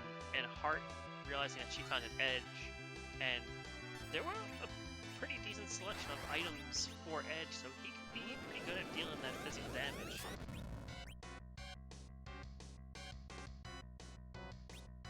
And while we've been reminiscing about bad Santa movies, we've had two finishers, higher in 7th place with an official time of 1 hour, 25 minutes, and 46 seconds. And Neon Gray in 8th place with a time of 1 hour, 26 minutes, and 39 seconds. GG's to them. Heart Gamer has cleared the second boss here. It was the Kainatsu, so it was sort of a swap of elementals. Gets through here, going to get a key item out of this. Howard J. Brunter, happy enough with his party, he's going to go ahead and take a shot at Santimus. And it looks like Hub's rule is getting a little bit of a grind fight going on with these warlocks down in the lunar subterranean.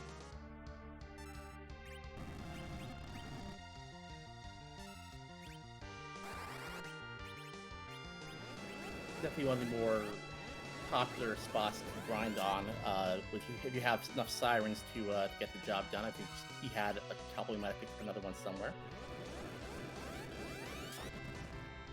But both Cubs and Jay Brunter apparently they think they're just going to go with a 4-band party tonight. And Death is using one of my favorite moves when you're not sure what you can use to just eat up that extra nuke. He used the crystal just as a spell to cast on Zemus to force him to use the nuke to nerf the Big Bang. Yeah, there are a lot of items that you can use that will provoke that nuke counter, but if you're not sure what one is, then yeah, crystal's always a safe bet. And it looks like he did get that nerf off in time. The timing can be a little questionable, but he's got 3 of his mages up and casting reflected nukes. Looking like it's going to be. Can't imagine it's going to take too much longer. And just as I say that, there's the crack, there's the boom, there's the flash. Yeah, this is finished in 10th place overall, the time of 1 hour, 28 minutes, 46 seconds. First among the Restream runners. GG's to him. Indeed, it looks like we're going to be able to get in for an interview.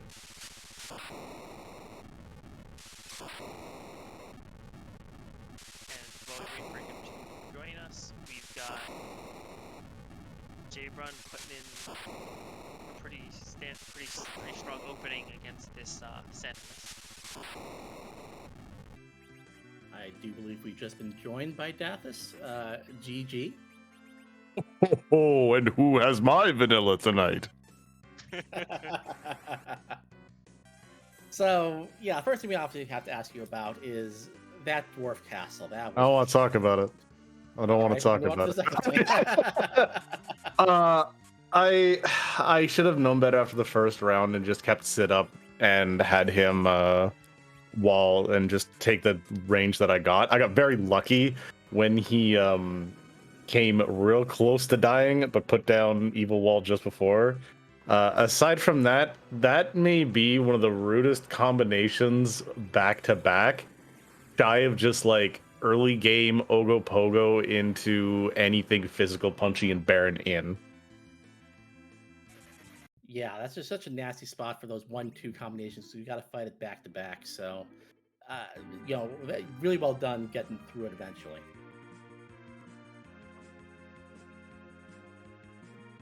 Yeah, the original plan was to keep Porm and Palom up for higher levels so that they could be better off for more XP. This was before I found the Rydia behind the evil wall. This is like my thought before Rydia. Also, so I probably would need as many giants because I was like, this is going to be a Mac giant grind with this team. There's just no two ways about it. But yeah, I just like, you know what? Fine. I will just throw the ball of HP at things. I did want to ask, you did go for the Mac Giant grind. Was that a plan made pretty early in the seed, or were you more, when did you come up with that situation or that solution to the situation? There's a couple of times when I would kind of bounce back and forth on what we're doing. A lot of it was basically, who am I gonna find? If I find Edge, we steal Sirens. If I find Atella, we are gonna be doing D-monies. If I have nothing else, and depending on what this the Super Smith is, we're gonna be doing some Mac Giants. Like I had this and this and this, and my last resort would have been, if absolutely necessary, I will go do doors because I love them. I love the door grind. That's just a personal. And that's always on the table there, yes. That seed overall, though, I think was relatively easy. That Earth Hammer carried me through so much of the early to mid. After finding that extremely early demon. Yeah, Infinius, do you have places to go? Like that, what was it, go mode in 40 minutes or something that I had? Yeah, it was pretty close to that. I mean, 52 minutes is when I had go mode. yeah, all of the items were pretty close to each other. So you guys didn't, we didn't, he didn't want you to have to struggle too far to find the items. It was all about finding that party member if you wanted one. Not just the party members I wanted. I just wanted number 5. Like, give me a 5th body. That's all I wanted. Nope. Here, have all the white mages instead. Thank you. Have about 7 different twins, yes. Unfortunately, only the 2 of them can cast it. The other one just kind of like becomes the Highlander, for there can be only one Porum.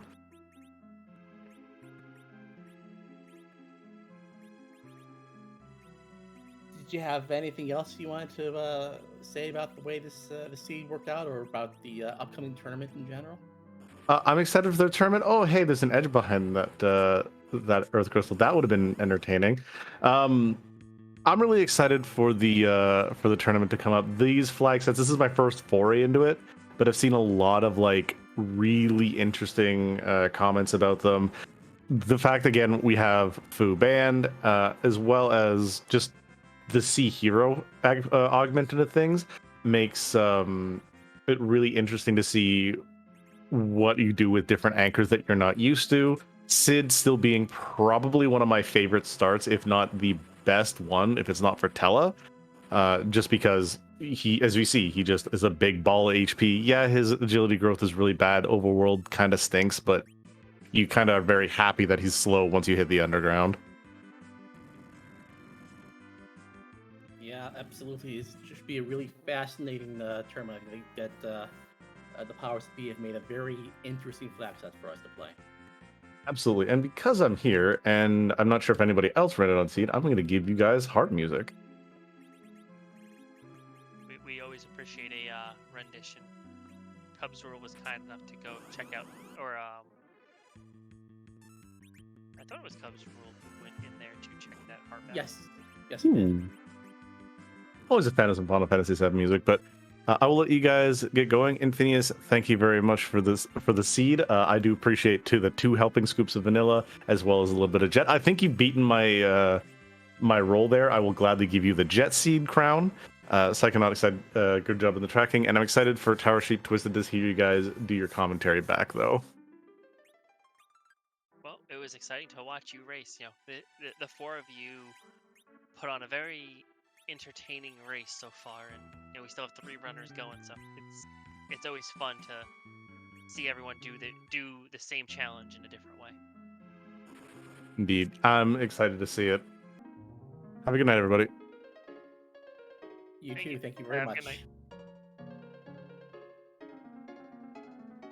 In the meantime, we see different strategies for the rest of our 3 runners. Jay Brunter fortunately could not get the job done against Z at his current level, so decided to go down here to Sylph Cave and open up some trap chests to try to get the last little bit of experience. Cubs Rule has been going up to the moon, has taken on some of those really, really high XP boss, and I think now just doing some random encounters to get that last bit of experience. Meanwhile, Heart Gamer, with that edge, stole a bunch of sirens and now is doing an egg grind. So this just shows the different possibilities that our runners could take to get their characters to endgame levels. Grinding as much on cooking, you gotta find a style that works for you. While we were having that interview, we actually had a couple finishes. We had Poydrak finish 11th with an official time of 1 hour, 30 minutes, and 45 seconds. Darren in 12th place at 1 hour 31 minutes and 8 seconds. Plumeria Knight in 13th, 1 hour 31 minutes and 48 seconds. And finally, Flurry 14 in 14th with a time of 1 hour 32 minutes and 29 seconds. GG's to all of those who have finished. Indeed, this has proven to be very, very interesting to see because, once again, this was, in terms of key items, everything you needed was available really from the off. It's just a matter of finding characters and that you could go with and finding the way to get the levels up. And that really shows that that was where the difference was between, I think, all these runners tonight. And it shows just you never know what to expect when you run this flag set. You could wind up having to dig really for the moon. You might have lots of good characters, might not. It just you don't know what to expect when you start a seeding. Yep. And while we have a bit of downtime, I do want to thank Infinius for doing the restream. It's a lot of moving parts that he's managing and managing well, in my opinion. So it's always, fun to see someone do this for the first time. And also our tracker, Psychonaut. The two of them are just absolutely pleasant to talk to, and it is a pleasure working with them. And I also want to thank Twisted Flax, my co-commentator here. It's been a lot of fun going over this gameplay with you. Same to you, Tower Sheep. It's been a pleasure. And also, if you also want to support our racers tonight, the four of them volunteered to be restreamed. Please give them a follow as well. I believe our restreamer has thrown out the links in chat, so please give them your love and support as well. And for anyone who happens to be watching this and isn't part of the community, please feel free to jump on in, whether on the race side or on the restream team. It's a very fun community to be a part of. We'll have a link in the chat for how you can join, but it's always a good time. Feel free to stop by and just say hi. And as we've been mentioning, we are about to start our big summer-fall tournament, Highway to the Zemus Zone, the 4th edition of it, 4th year running. We're going to have a Wacky Races race tomorrow at 2 p.m. Eastern. So we broadcast here on Free Enterprise. So if you like seeing the April Fool's weird, wacky flags being played, feel free to stop by and look at that. And following on from that, we're going to start doing, I think it's going to be 5 races a week for the next 3 weeks as we do our open qualifiers to get to a bracket of 64 runners. Starting on Sunday at 2 p.m. Eastern, we'll have a qualifier. We'll have qualifiers on Monday and Friday, 8 p.m., 10 p.m. respectively. Our usual community race times will be qualified races, and then we're going to be doing 2 races next Saturday. One at 11 a.m., one at 5 p.m. Eastern. So we're going to have a lot of free enterprise to share with you guys in the near future. I hope you're all excited as I am to see it. I'm really excited to see these flags be run in a tournament. And while we've been talking, we've had another finish.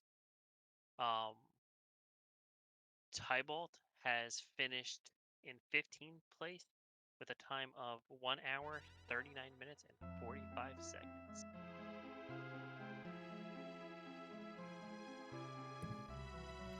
GG to him. Cubs World looks like it's going to be heading up Cave Bahamut, either to fight the boss or maybe do a little extra grinding down here. Hard Gamer is doing some more grinding as well, doing these trap chests in Evelyn Castle. Actually, I wonder if she is going to be sneaking. Yeah, she's going to be sneaking some Bacchus wines off his Mad Ogres. Again, since J items are not available for sale in any of the shops in this flag set, doing something like this where you steal J items from enemies with Edge is an absolutely wonderful strategy. So if she wants to get some of those Bacchus wines, which will give her characters the Berserk status, this is a great way to do it. And it seems that she has chosen not to do the strategy that we had mentioned earlier, where you use Cry to make it a little bit easier to steal from the enemies. It's a very niche strategy, and if you don't know it, I don't blame you for it.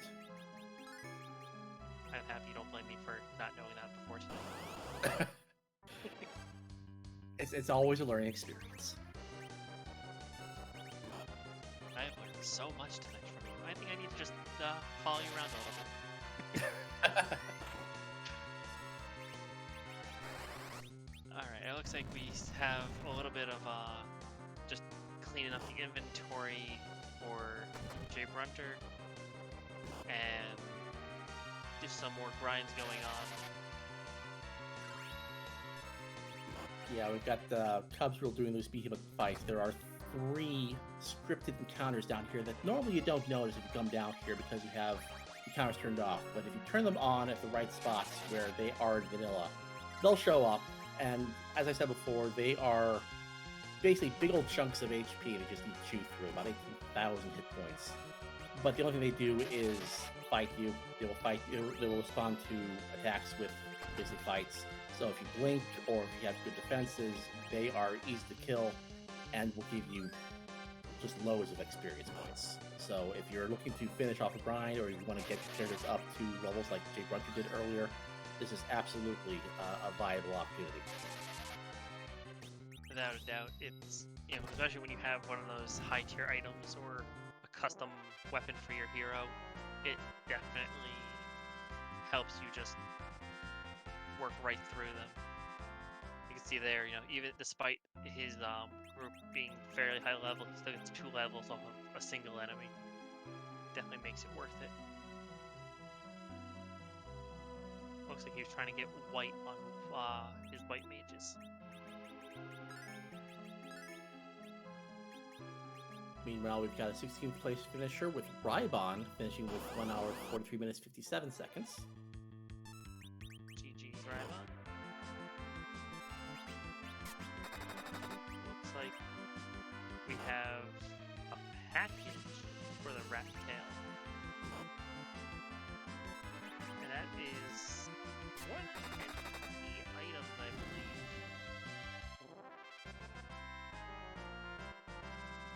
Yes, that's accurate. So she'll be getting her double experience if she wants it. But it looks like she is parking outside Troya, and looking at her levels, she should be about ready to take on Z, I'd say.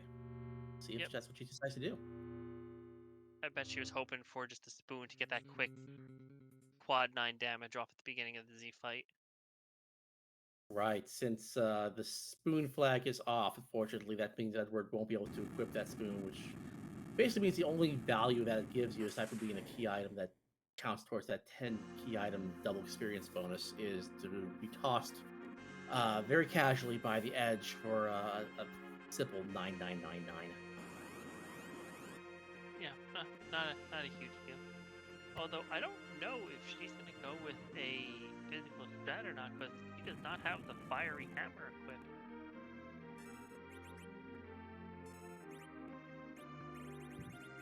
One possibility would be to maybe use like a dwarf axe to drop Sid's agility, if that's what's keeping the anchor situation well, and then equipping the fiery axe in the middle of battle. If you equip an item in the middle of battle, you'll get the the attack power changes happening, obviously, but you won't get any skill or stat changes happening. So the agility is locked in. Right. Only the damage values update. They don't actually update the stats once it's been calculated how fast you're going to be going, unless you use something like haste, which will affect it. Yes. We do have Jay Brunter taking on Anthemus again, and looking at his HP levels on those mages, he's going to have to be very on point with. Yeah, it's unfortunately the case. He's got to be very, very careful to make sure that he nerfs all those big bangs, because otherwise his mages aren't going to be able to survive them. And that is unfortunately the unfun part of having a mage heavy party, is they don't have high HP values. I mean, they're at level 49 and 50, and they still can't even take a full force big bang, so you have to be very careful with that. Unless you get lucky with a lower powered big bang, because there is a range that it hits in. You could get a full force big bang that only hits around 14, high 1400s, so it's possible for them to survive, just unlikely.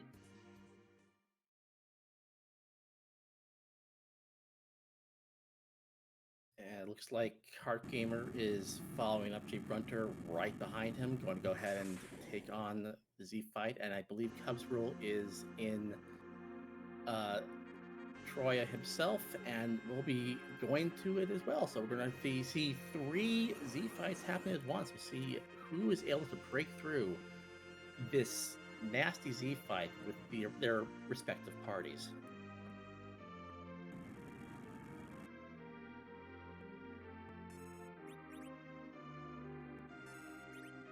Alright, it's always exciting when you have all of your restreamers, or at least the ones that are still left running, all at the fight at the same time. It adds just that little bit more attention for the viewers to see who's gonna be able to finish this fight first, especially these 3 parties all have very different strategies to this fight.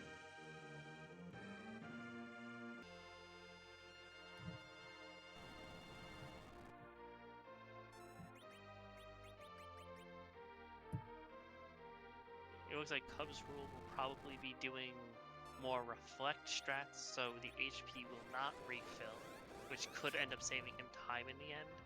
Heart Gamer is using a Bacchus on Edge, so she's most likely going to be triggering that HP refill, which will eat up a little bit more time, but at the rate at which they attack, it may not be enough to actually change the position she finishes in.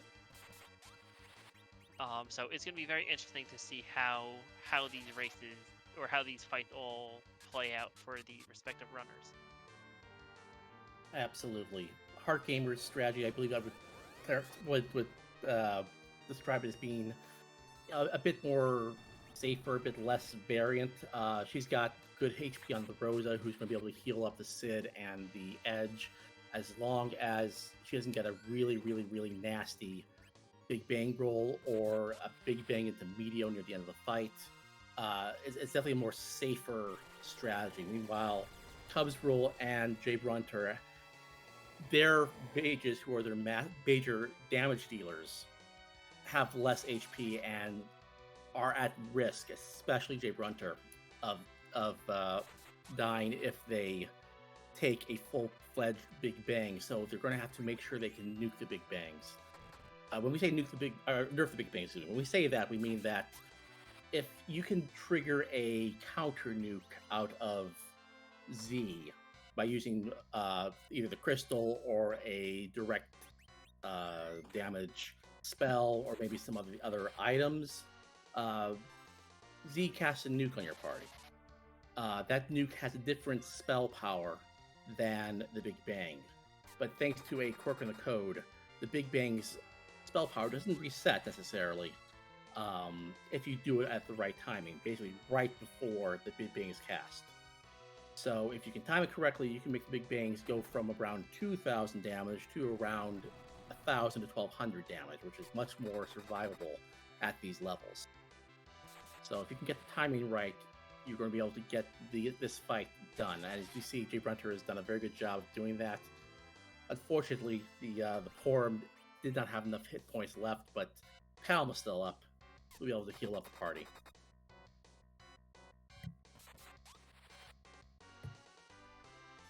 That looks like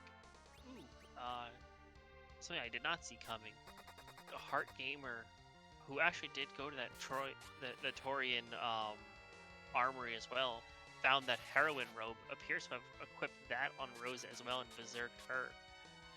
So he's got 3 high damage physical dealers, or she, excuse me, has 3 high damage physical dealers, which could actually save her a lot of time and just menuing and worrying so much about that Big Bang nerfing.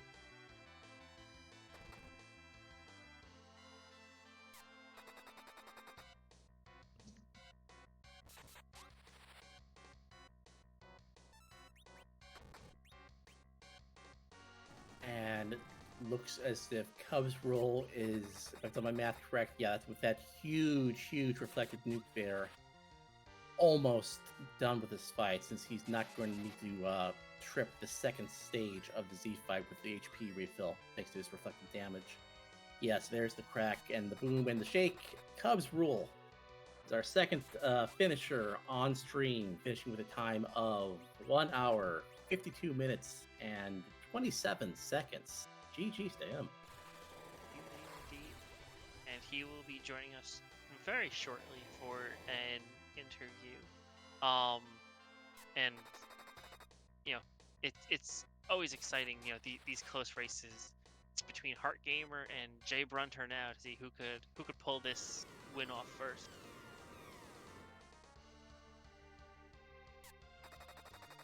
Right, we have Heart Gamer in the third phase because we see that Medio. However, she's only got the Sid and the Rose up. But given how much damage that swing did, yeah, that's going to do it for Heart Gamer. Really well done on her side. She's finished in 18th place overall. 1 hour, 53 minutes, 14 seconds, less than a minute behind Cub's rule. It's always fun to see meteors fly and then just your physical damage. Just say, you know what? I've had enough. I'm done with your fight.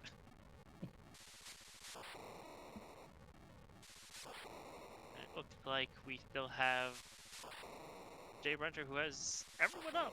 So it's still looking fairly decent for that fight. Yes, he's been doing a very good job of matching this fight, getting his nerfs off on time with those reflective nukes. Yeah, just taking 800, 700 damage there. Keeping everyone up and just getting through this fight. This is a very, very scary, dangerous fight at this stage. Indeed. And this goes to show the amount of skill that some of our runners have. You know, most people would be, you know, panicking or have lost their cool in this fight, but he has managed to pull out of a couple really tight situations and got his party up to a safe place again, which, you know, again, just speaks to the skill being displayed here.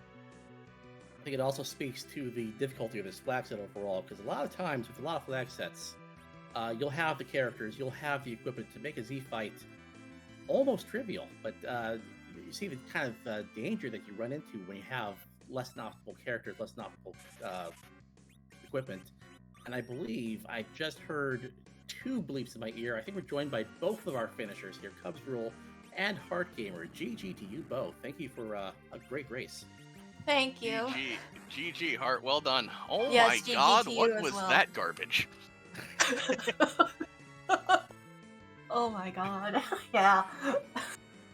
Yeah, it certainly appeared to be a relatively simple flag set in terms of, or seed in terms of finding key items, but then you had to find the characters.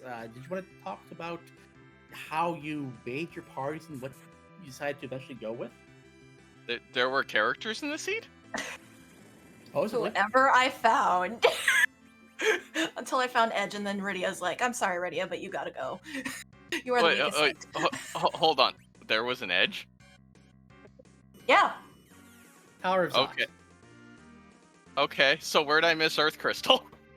That was the Dwarf Castle reward. Of course it was, yeah. Yeah. So yeah, that was a fun 4-person Z fight. Oof. I needed to grind. That's why I was looking for characters, because to me, I had no way of grinding. And I've never really done low-level strats before, so it's like, I'll take a Tella, I'll take an Edge, I'll take the Luca key. I need a grind, please. I just went for anything I could get on the moon. Oh, good lord. Traps, bosses, whatever was there, I just grabbed it. Yeah, I didn't. I didn't touch the moon. The different grind strategies you both opted for. You know, Cubs, you went up to the moon. You took anything you could find up there, and eventually got your 4-character party up to snuff. And Heart, I'm sure you were very happy to find that edge, get the sirens, get the eggs done, and do a more traditional grind, shall we say? Yeah. I've been working on trying to, if I get an edge, depending on how early, start grinding and then try to blow up the seed. But this one was, here, you're ready to go. Try to fight now. I by the time I got through the Golbez, saw the wall, I'm just like, yeah, no, I'm good. I'm not coming back. And was praying there was a 5th character, and no, there really wasn't. There was nothing outside of those 4 that I ever found. Good lord. I mean, we haven't seen who's behind the giant. Maybe there's a 5th character there. True. Did someone check package? No. Okay. Oh, yeah, package. That would have been fun to find. That was Rat Tail. I've just found it, hoping maybe Rat Tail would give a key item, or not key item, but maybe some weapon that I could use. No, it actually gave a key item. I don't need a key item. We were guessing you were hoping for a spoon back there. I mean, that or maybe another mirror or something. God. Oh, looks like in chat, Tybalt is saying that he checked package and it was Rosa. Because you guys really needed a white mage. We were worried you weren't going to have the healing. Yeah. I would have taken a second usable Rosa, just saying. But we didn't say you could have a second one. Just there's plenty of them, just to make sure that you knew you had Rosa as someone who you could take in your party. Yeah.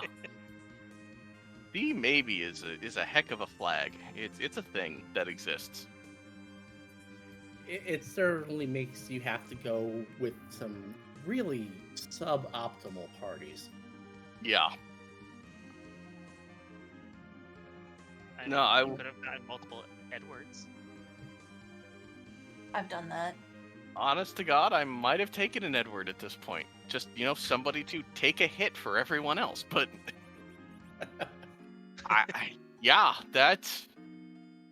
that Golbez and that wall and I were just not getting along, and clearly that was the entire seed.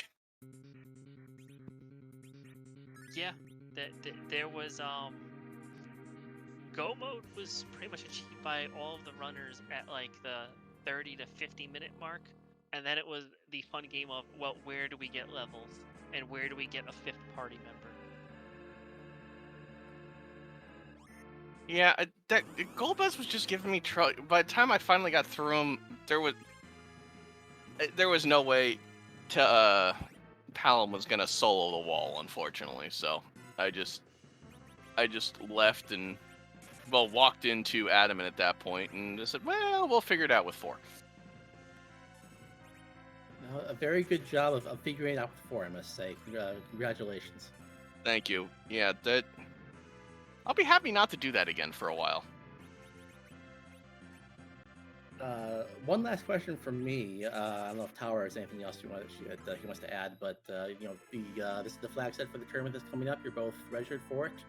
Are you guys looking forward to it, and how do you guys think you're going to do?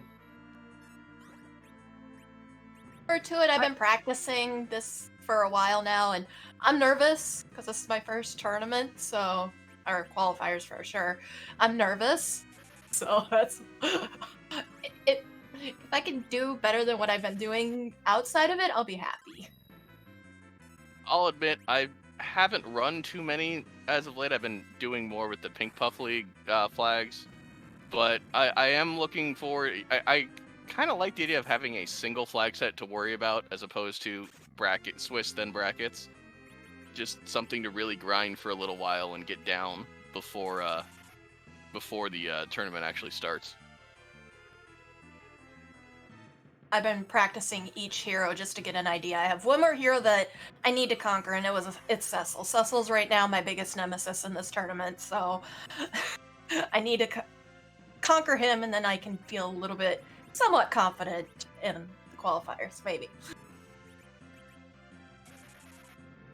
Well, it was thoroughly exciting to watch the two of you be back to back in that Z fight. So that was just.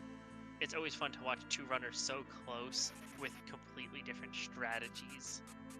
Because Hart, you went pretty much full physical because you raided the treasury and you found. Did you end up equipping that heroine on Rosa? Yeah, I did. Okay, I thought she was moving really fast. So it was just fun watching the two of you. Fortunately, I don't have any big insightful questions for either of you. Just want to say good game. Thank you very much. Thank you very much for the restream. Infinius, please stay away from me in the tournament. I really just go roll seats for someone else, please. Please, Flax please. and Tower, thank you both for the comms, and Psycho, thank you very much for the tracking. Looking forward to the tournament coming up.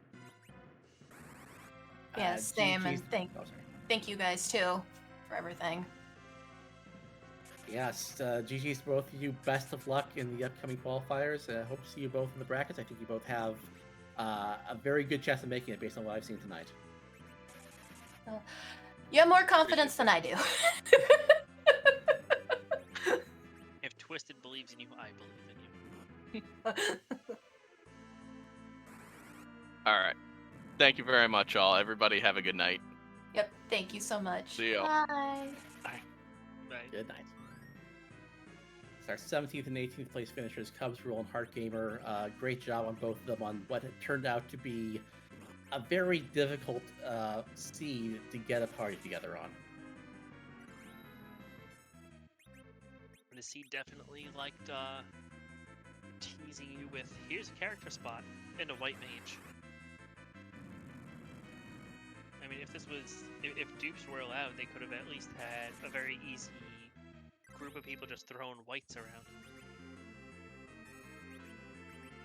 Fortunately, it does look like Jay Brunter wasn't able to finish off Z that time, so it looks like he's gone to the Giant and fighting off this Antlion here, which is going to give you, first off, give you a ton of experience, and second off, as long as you keep your blinks up, is not going to pose you any difficulty.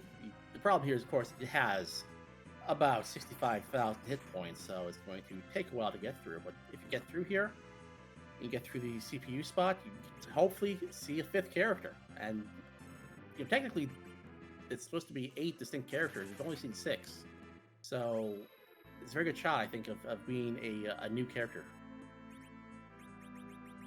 Indeed, this is, I believe, the only character check that we haven't seen, considering someone confirmed that it was in fact Rosa behind the package. Yes, that's accurate. The only one we haven't seen on stream right now is package, but yeah, if we had another Rose on package, then this must be the last available spot.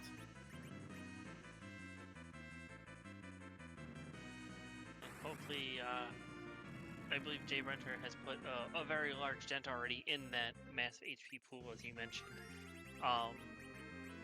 He's been putting a lot of work into this Antlion during that interview.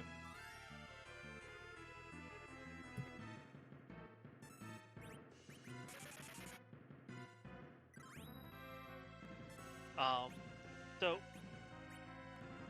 it looks like he'll have a decent amount of XP from this, and it looked like during that last Z fight, though, he could have had it if he had had more MP. He just didn't have enough mana to actually cast the spells he needed to finish Zemus off. Yeah, that's something that I found on this flag set, is that you actually are in danger of running out of MP on the Z fight. It's got to the point where I actually kind of look for ethers while I'm doing my shopping in the overworld and try to pick up a few just for that situation. Yeah, it speaks volumes to the importance of knowing what you need in the shops. Yes, this flag set you're not lacking for money. You're going to find a good amount of equipment when you're doing your shopping that you're not going to be able to use simply because the characters that go with that equipment aren't in the seed. But it turns out that other than that, especially since you don't have J items to purchase, you're going to have a lot of extra money hanging around. So things like buying some extra ethers or maybe splurging on a couple of elixirs if you go down the hook route and find elixirs in the shop there. Or maybe buying a very strong weapon or piece of armor in the Copal shop is definitely a viable strategy. Right. It's one of those things that, especially with this flag set, is it can make or break games if you either find the right item or even know just to go looking for items in the shops. Whereas some other flag sets, it's not as big of a deal if you don't hit up you don't hit up the shops and find the ideal items there. Speaking of ideal, I would say one of the more ideal fights you can find right now is Octomom here in the CPU spot. Because of the way the Octomom fight works, it just gets slower the more you hit it. So even though it would normally be a pretty heavy hitter at this point, get your blinks up, start whacking away, even with anything you have, just to get those tentacles cut down and just be able to deal with this fight. So I would imagine Jay Grunter's not going to have much difficulty at all getting through it. Yeah, having level 50 Black Mage and plenty of people Berserk 2 just slow him down. He can have no problem with this fight. It's just time. It's just time that he's got to spend right now. And here's hoping that the character at the end of this is worth all the trouble. Yeah, and we hate to see just another white mage for his sake. Oh no, don't want to be an Edward. Just because you brought him up, you know that's who it's gonna be now.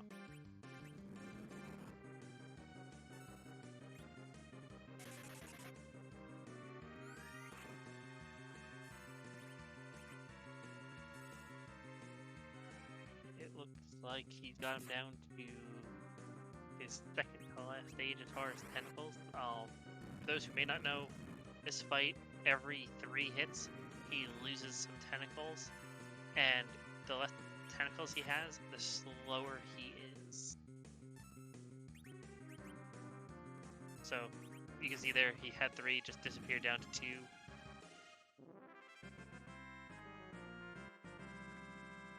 And that is the end of the giant.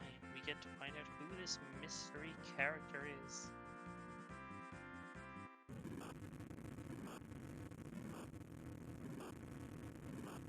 Alum gets up to weak, just short of nuke, but we do have white and Highw4y on the other white mages. Getting some really good experience here that will help out with the eventual Z fight.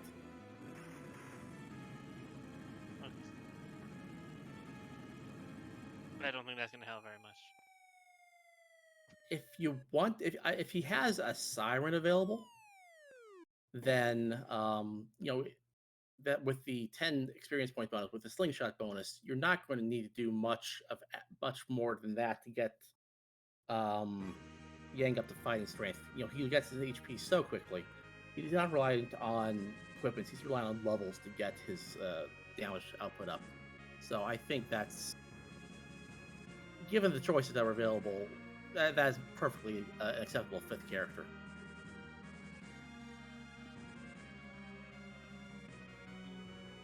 Yang and Yang was just by the wrong exploding machine. Looks like he's going to the moon. I'm not sure why. Maybe he's looking for grind. But can you enter the giant after you've already blown it up, though? In free enterprise, you can. Yes, it's still available. For how few times I've seen the giant completed, and I've completed it myself, even fewer, I've never had a need to go back in. Looks like Jay Brunch is looking for the hairdryer fight here to get some levels on that Yang. It's a relatively easy fight, will give you a good amount of experience. Interesting to see just how much it takes you takes him up though. So I think you'll probably have to do a little bit more.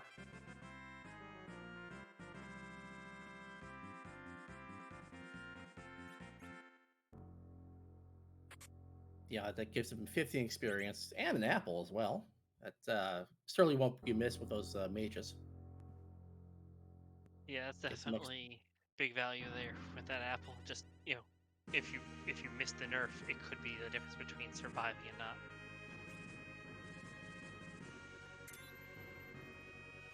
Yeah, just one fight takes that Yang up to 1,300 hit points. We'll see if he wants to do anything else. Guessing he's out of sirens. If he doesn't want to use pop one to maybe do a King Groove fight. Now that he does have access to weak, that fight would go very quickly.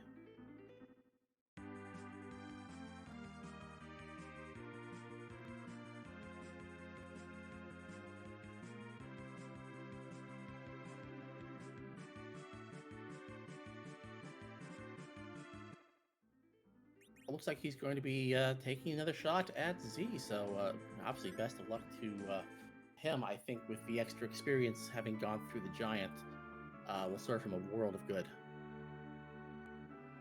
Yeah, it'll definitely be good. And the one thing though is as long as he nerfs the big bangs, he'll be okay, and he can just use Yang as a chemist if he wants, just to throw those potions or those ethers where they need to go without sacrificing any of the damage output he's hoping to have.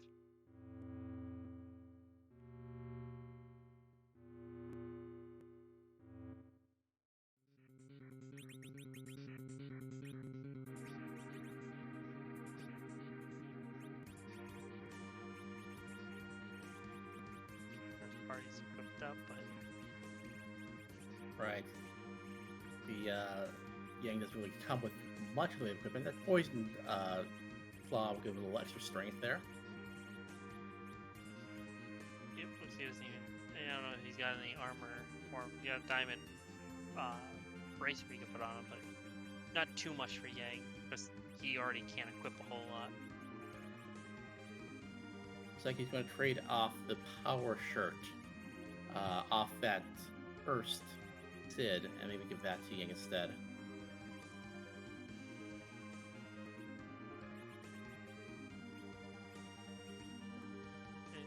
Definitely an interesting play. I mean, if he's not playing to physical damage, just the little bit more resistance might help.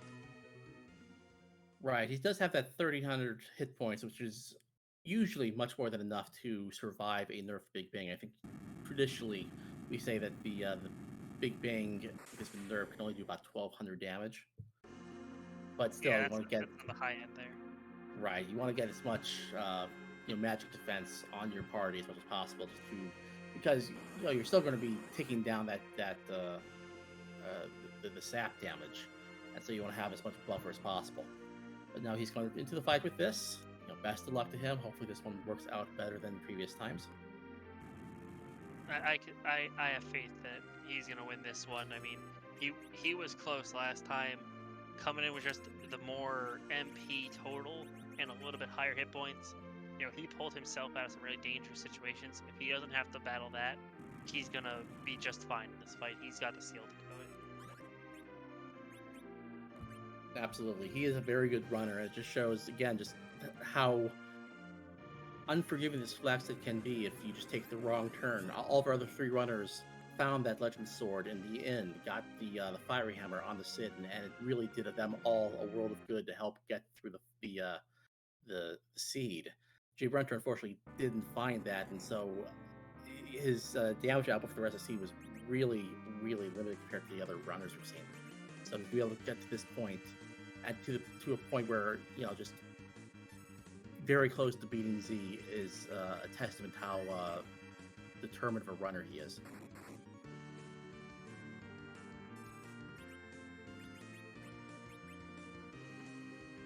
And we've said it before, but that's the fun part about running these kinds of games. When it's randomized, sometimes the best person will make the wrong turn, and it'll completely change who finishes first, second. Finishing last in one game doesn't mean that you're bad at all. You could have great skill and just have gotten a bad luck of the draw with the decisions you make, because there's so many small decisions that you have to guess that it's not like there's a hint that you can guess right. It does come down to luck at some points.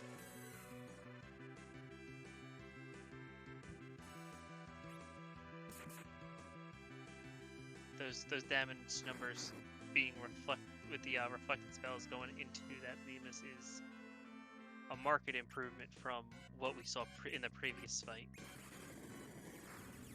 That is very true, and it shows that hopefully with a little bit extra, that little extra oomph, we can get through this Xanthimus. I'm sure Jay Bretter doesn't want to have to try to do this 4th time. Right, and he very well may just leave the Yang dead. He might pick him up. If he's picking him up, it all depends on how he sees this fight going.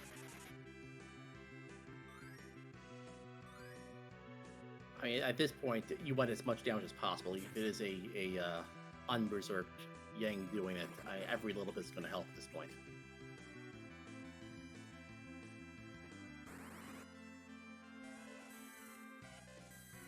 Looks like we have the Hallam, who is going to need to use either cure item on or some other means of healing, otherwise she's about to go down as well. Because even with the nerf Big Bang, I don't think she's going to survive another one. Probably not, although the strategy might just be let her hit 0 and then just revive her instead. So I don't know if he's found any sort of like cure 3s or anything that would help be a curative item.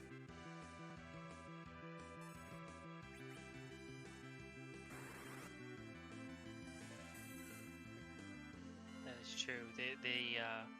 The cure items were few and far in between. That direct cast of virus just to trigger that nuke to nerf that Big Bang may be the difference of keeping this party up right now. That looked like a very good timing as well, so I think this will be nerfed. Yes, very good job. And it looks like the Palom was able to hold on for another round, as well as the Porter.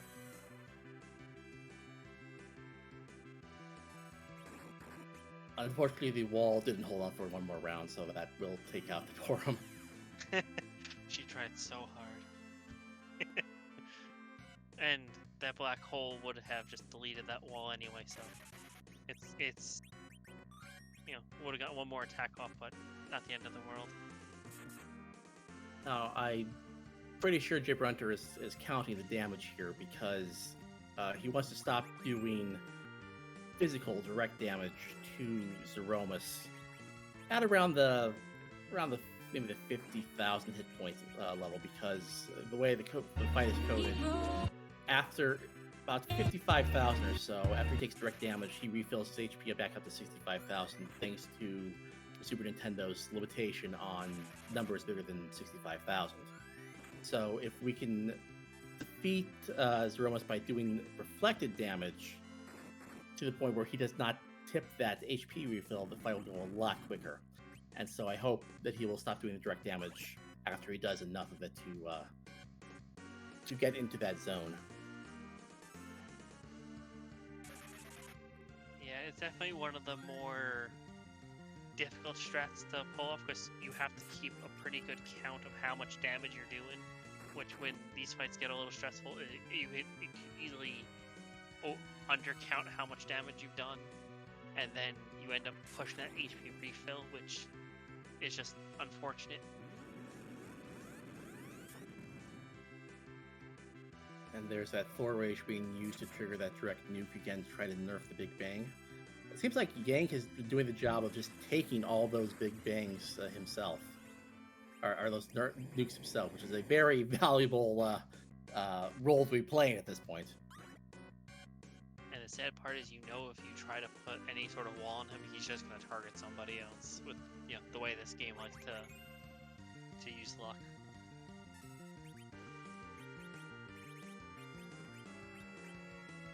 Hallam is doing his part by using that bluff skill, which increases your his wisdom skill stat by, I believe, 16, which is a really big boost. So every time he uses that, his spells get stronger and stronger. Which, when he's the major damage dealer in this fight, it appears, is really, really useful skill. It definitely is.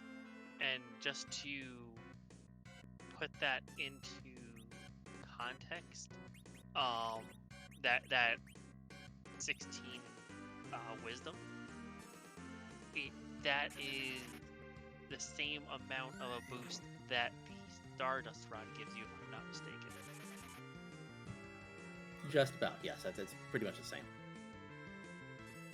So he basically comes with a refreshable Stardust Rod, where other casters like Viridia would not be able to get that extra huge chunk of damage.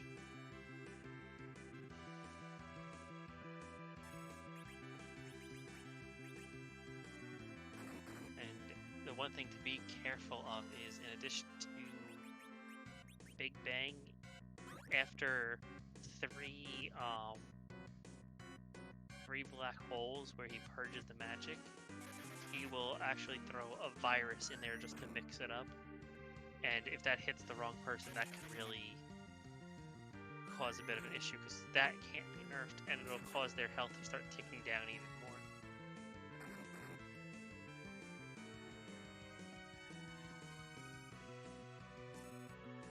more. Right. He's keeping up his berserks on both Sid and Yang. About 2,000 a round, which, every little bit helps here, let's be honest here. And it looks like he's holding on to that Hallam. Probably going to use a direct cast virus, which is as close to an instant cast spell as we've got, to nerf the next Big Bang. And having bluffed, I think 3 or 4 times by this point, I want to see just how much damage gets put out by this virus. 4,000 is certainly nothing to sneak at. Definitely not. That is... He's definitely doing a lot more damage than you would normally see out of him at this point with just virus. It's usually what you'd be expected to see if you did direct cast a nuke.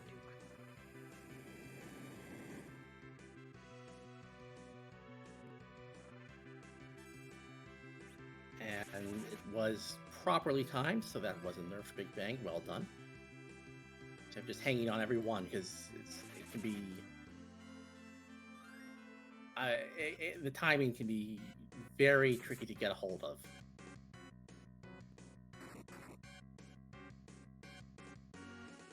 You want to wait for Zemus to do that shaking animation, then you want to hold just a little bit longer as well, because that after... I believe it's his next action after he shakes that he sets the spell power for the Big Bang, and that you have to cast a spell at him after he sets that spell power, because he's never going to reset the spell power for the Big Bang following that.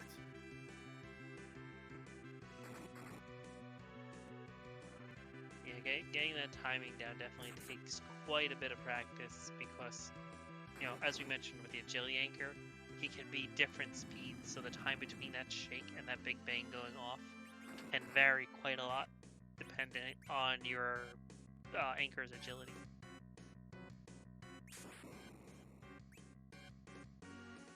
Yeah, you wait for that shake, you wait a little bit longer, then throw the Thor race, you get that counter nuke out.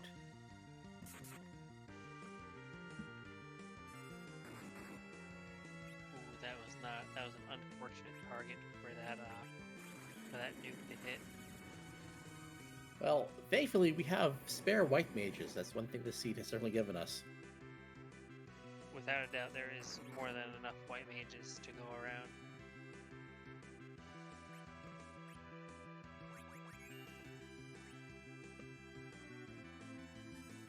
Pick her back up after the Big Bang. When you know that's coming, you may as well just wait to get her back on her feet. Get everyone back to moving. And looks like we're going to go ahead and use that star bale. Well timed, because it's going to come out after that black hole, because the black hole would have removed the wall. Right.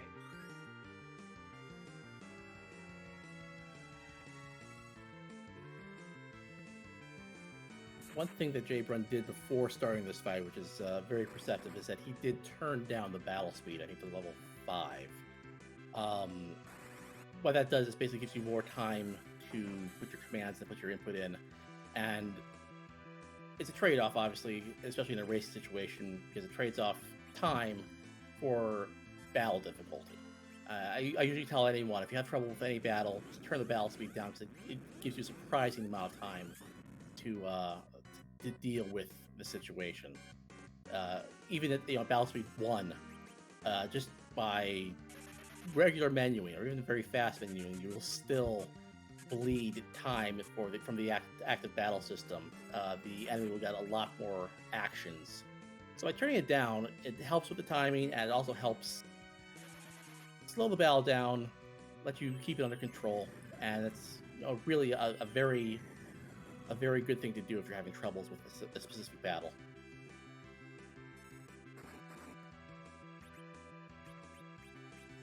It definitely helps, especially if you have one of those tough fights like a Wyvern with Mega Nuke, and you just need to get that one person to get the Star Veil off. Just the time it takes you to scroll down to item and select the item, that can make the difference.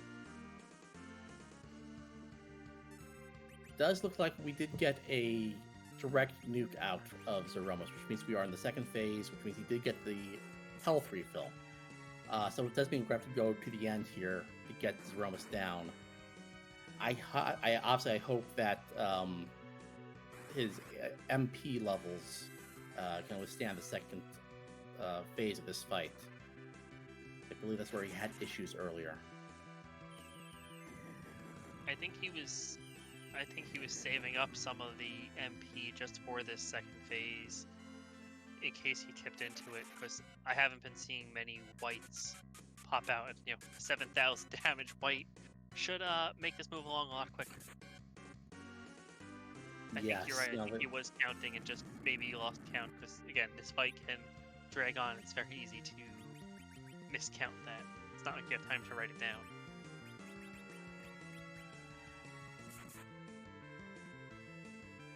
It's a lot easier, obviously, if you come in here with Nuke and you're doing, 6,000, 7,000, 8,000 a cast without even really thinking about it. That's a lot easier to count than these 500s, 1000s, 1,500, chipping away at it. Yep. It definitely becomes a lot harder to handle.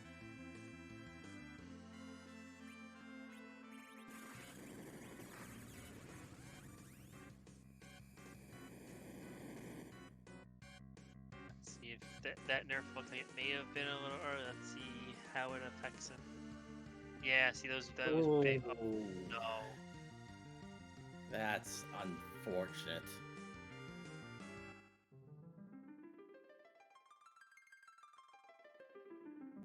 And I believe we're getting word that,